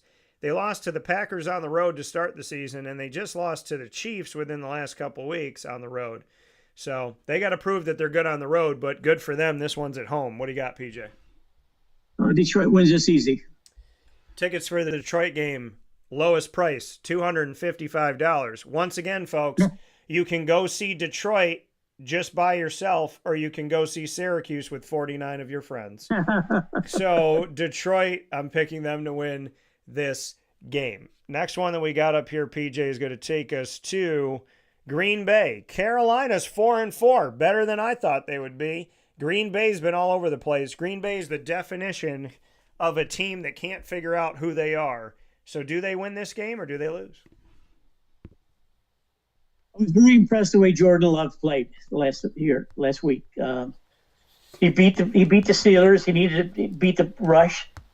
He needed to beat the linebackers. He threw for over 300 yards, and he's not going to face anything like that this year. I think Green Bay is easy. Yeah, well, we've had injury to the starting quarterback for Carolina as well, and as much as they've had some good moments this year and may not have the number one pick for once in recent history, I'm going with Green Bay to win the game. I think Carolina's better, but like I said, Bryce Young, he's been hampered by injury, and They're going to Green Bay, so I'm going to pick Wisconsin. Los Angeles Chargers at the Tennessee Titans. Tennessee Titans rookie quarterback, number 1 overall pick, Cam Ward didn't mince words. He said a few weeks ago that they are ASS. That's what he said about his team. So what do you got, PJ? Chargers at the Titans. Tennessee is terrible. It's the Chargers. I'm going with the Chargers in this game too. Rookie tight end, Oronde Gadsden II out of Syracuse. I said, don't be surprised. He's in a place where he can take over and be the number 1 tight end. He has, and he's had a nice couple weeks since he's taken over as the tight end with the Chargers. Shout out to the Syracuse alum, and shout out to the Chargers. They're going to win this game. Atlanta at New England. Atlanta can't figure out who they are, and Atlanta and New England, well, they seem to know that they're a playoff caliber team. What do you got, PJ? Well, there's some talk this week. Drake may be eligible for the most valuable player. I think that's stretched it a little bit, but he has turned in to the kind of quarterback that we thought he would, and he doesn't lose this game. PJ and I are going with New England to win this matchup against Hotlanta. Hotlanta's been cold lately. New England's been hot, so that's ironic because they're not when it comes to temperature, typically switching like that. I'm going with New England. San Francisco, they've been all over the place. They got injuries all over the place. So who wins in this? Mac Jones is on the injury report. Brock Purdy's on the injury report. We may see Adrian Martinez as their starting quarterback. So what do you got, PJ? San Fran at the New York Giants. I think the Giants can pull this off at home. You're right. San Francisco is losing an awful lot because of their quarterback situation. Either their tight end and their defensive end situation. New York should be able to negotiate a win here. Yeah, I'm going to pick Jackson Dart. He's done well in losses. His numbers still look pretty good. I'm going with the Giants to win this game as well with the injuries that San Fran has had. I think Christian McCaffrey will go out there and do his thing, but maybe some George Kittle love. But this is a team starter and backup quarterback, both on the injury report. Indianapolis at Pittsburgh. Indianapolis is 7-1. Pittsburgh, and they're the number 1 team in the AFC amongst half of the NFL. And then on the other side, Pittsburgh is 4-3. Who wins? Jonathan Taylor's rushed for a million yards last week. I think that the defensive and offensive lines can win this game, but it's not going to be Indy. I think Pittsburgh is going to control Jonathan Taylor, make them throw the ball, and I think there'll be one-dimensional Pittsburgh wins. You know what? I'm saying right now, Indianapolis, I got them winning this matchup on the road. They've been really good. They've been really dangerous. They've been really fun to watch. They beat the Chargers, who I think are a good team. I got the Indianapolis Colts going into Pittsburgh and getting a win, sending Pittsburgh to even at 4-4. Denver at Houston. Houston's been playing better. Denver's been playing well all season. What do you got? It's going to be a hell of a game against 2 really good quarterbacks. I think C.J. Stroud woke up last week.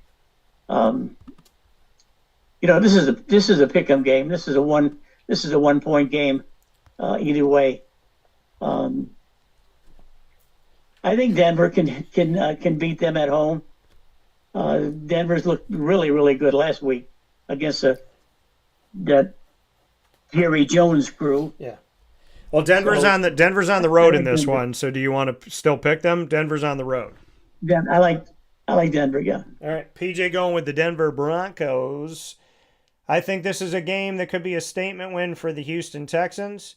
However, I don't think they get it. I'm going with the Denver Broncos to get the victory on the road. Next game we have up, PJ, Jacksonville at the Raiders. So we got the Raiders. I think in this game, Ashton Genty is going to get at least 2 touchdowns. And it might beg the question, Jacksonville, how do you beat Kansas City and then lose to the Raiders? So let's see what you think, PJ.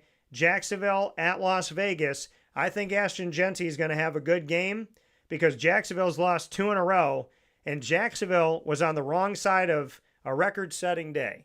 In the game in London, the Jacksonville Jaguars went up against the Los Angeles Rams. And Matt Stafford, to a defense that was top in the country in takeaways, they went up against Matt Stafford, and Matt Stafford against the Jaguars defense has a single game record in London now for the most touchdown passes thrown in an overseas game in NFL history. Also, Jacksonville had less points than they did penalties in the game. 7 points to 13 penalties.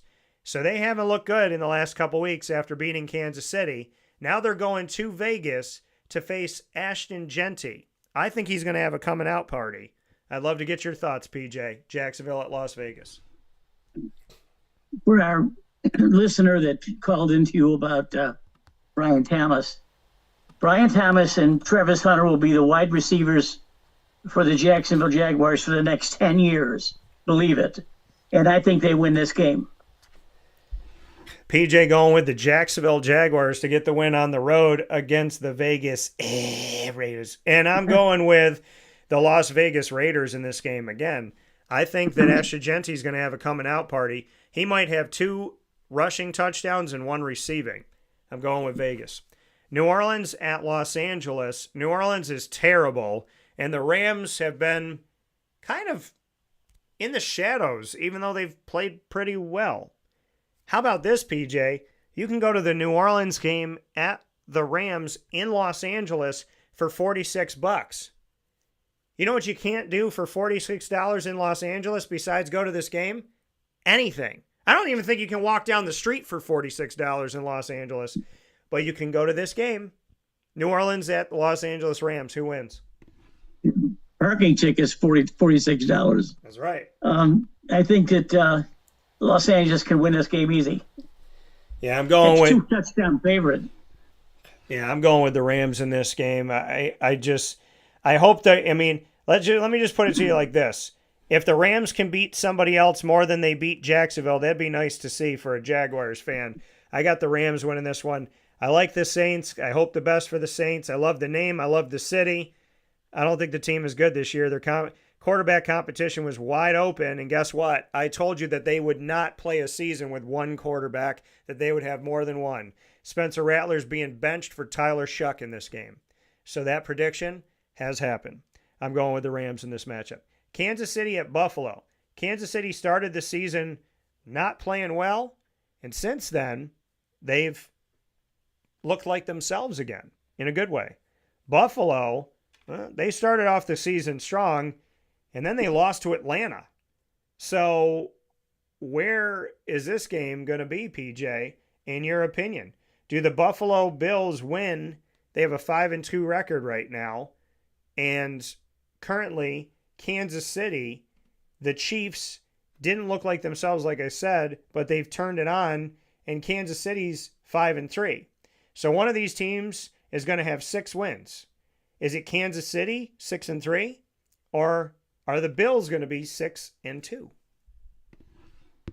Well, this is the game of the week. This is the one that any football fan wants to watch for sure. You're going to have 2 great quarterbacks battling each other. Probably mistakes and penalties may count for this problems in this game. But I think Buffalo playing at home is I think Kansas City's a 2-point favorite. But Buffalo at home, I think, erases that, and they win the game. Kansas City's been playing, like I said, they've been playing well. Buffalo's been head-scratching. But the one thing the Buffalo Bills do is beat Kansas City in the regular season. They don't beat them in the postseason.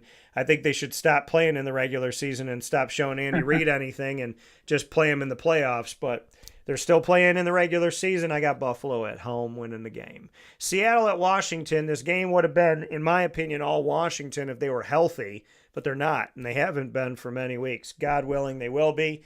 Terry McLaurin's been injured. Austin Eckler went out early in the season. Jaden Daniels has been hurt. Who wins this one? Seattle at Washington, Sunday Night Football. Sam Donald wins this game for Seattle. This is a terrible game, too, but someone's got to watch it. I'm not going to watch it. Yeah, I'm going with Seattle to win this game as well.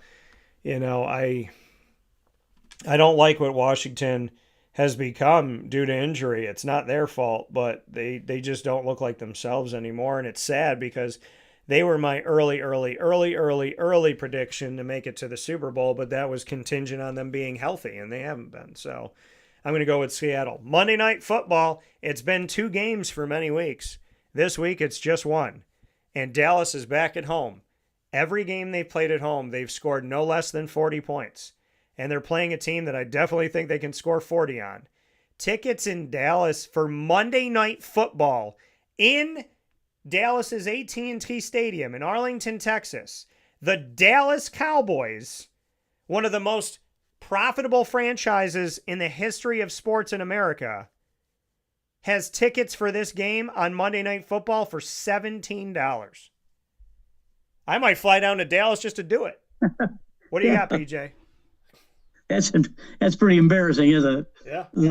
Well, it's probably going to be a pretty easy win for Dallas. I think they have to wake up from what happened to last week. They saw a really good quarterback riddle their defense. They don't have that kind of quarterback thrown at them this time. I think Dallas wins it.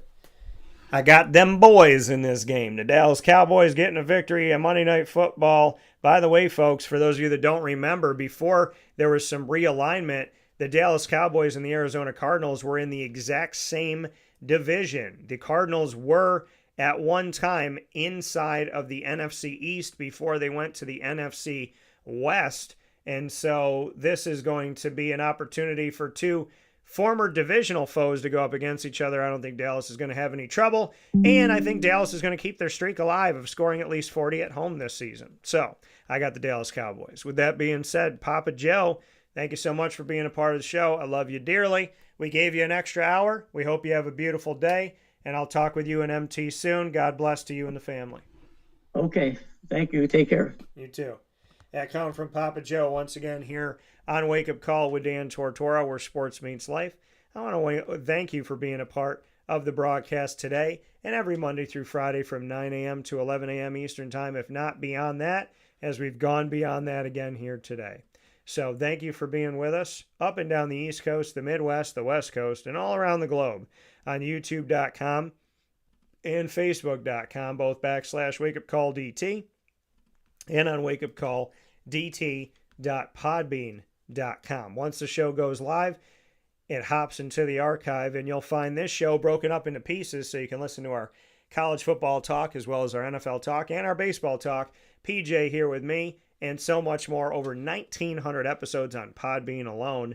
You'll find Wake Up Call on Podbean as well as Amazon Music, Audible, iHeartRadio, iTunes, and Apple Podcasts, Player FM, Podbean, Podchaser.com, Podvine, Spotify, TuneIn, and YouTube. All you got to do is search Wake Up Call with Dan Tortora, or one word, Wake Up Call DT. You can also ask Alexa or your Google Home device to play the latest episode of Wake Up Call with Dan Tortora, and they'll do that for you as well.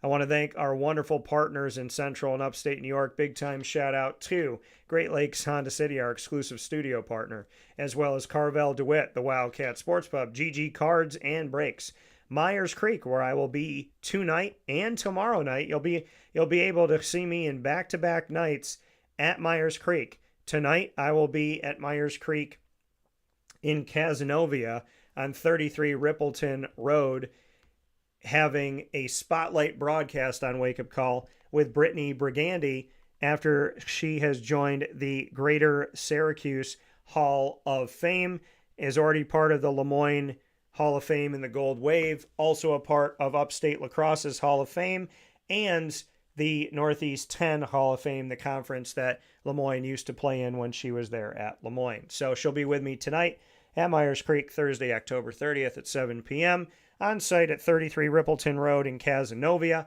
And on Friday night, we will be at Myers Creek in the Inner Harbor at their other location, Syracuse, New York, at 720 Van Rensselaer Street, for a Wake Up Call Game Day Live, Syracuse, North Carolina talk at 4:30 p.m. with Isaac Alfred and myself, and the kickoff at 7:30 at the Dome. Big time thanks to Chick-fil-A Cicero, as well as Ma and Pa's, the snack capital of the world. Go there for all your Halloween love. They're going to love you for going out there, I'll tell you that. Game Point Sports Complex, Chick-fil-A DeWitt, Mother's Cupboard, where I have my own sandwich, the Cuse Mac Mother, 7 days a week. 6 a.m. to 1:30 p.m. Get the Q-Smack Mother bacon, egg, and cheese inside of 2 pieces of French toast. Pick it up and eat it like a sandwich. Cut it up and have it with some syrup right now and every week, exclusively at Mother's Cupboard, 3709 James Street in Syracuse. K9 Camp Dog Daycare, Pizza Man, K9 Campground Dog Boarding, Brian's Landing, and of course we are the exclusive multimedia marketing partner of your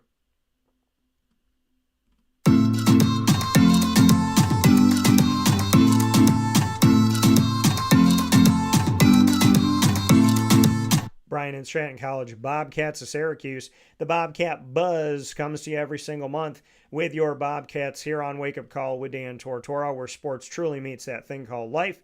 Find student athletes, coaches, administration, and alumni, including our exclusive this week with David Pittman, the head coach of the women's soccer team, and his first interview since becoming the head coach of the women's soccer team at Bryan and Stratton College of Syracuse. We'll find out if they're playing in the national tournament this coming Wednesday, November 5th, when the selection show is upon us. So big time shout out to the Bobcats. You can find them all of our specials, over 100 episodes, by going to youtube.com/wakeupcalldt. Click subscribe, hit the notification bell, and find the BSC Syracuse playlist. The Bobcats are also on wakeupcalldt.com's homepage and underneath the exclusive partners tab. For more information, go to syracuse.bscbobcats.com and go Bobcats.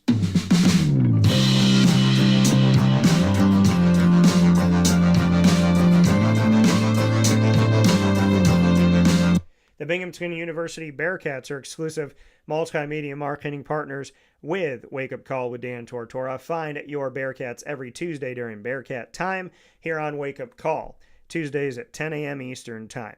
And you can find all of our content with the Bearcats by going to youtube.com/wakeupcalldt. Click subscribe, hit the notification bell, and find our Binghamton playlist. The Bearcats are also on wakeupcalldt.com's homepage and underneath the exclusive partners tab. For more information, go to binghamtonbearcats.com and go Bearcats.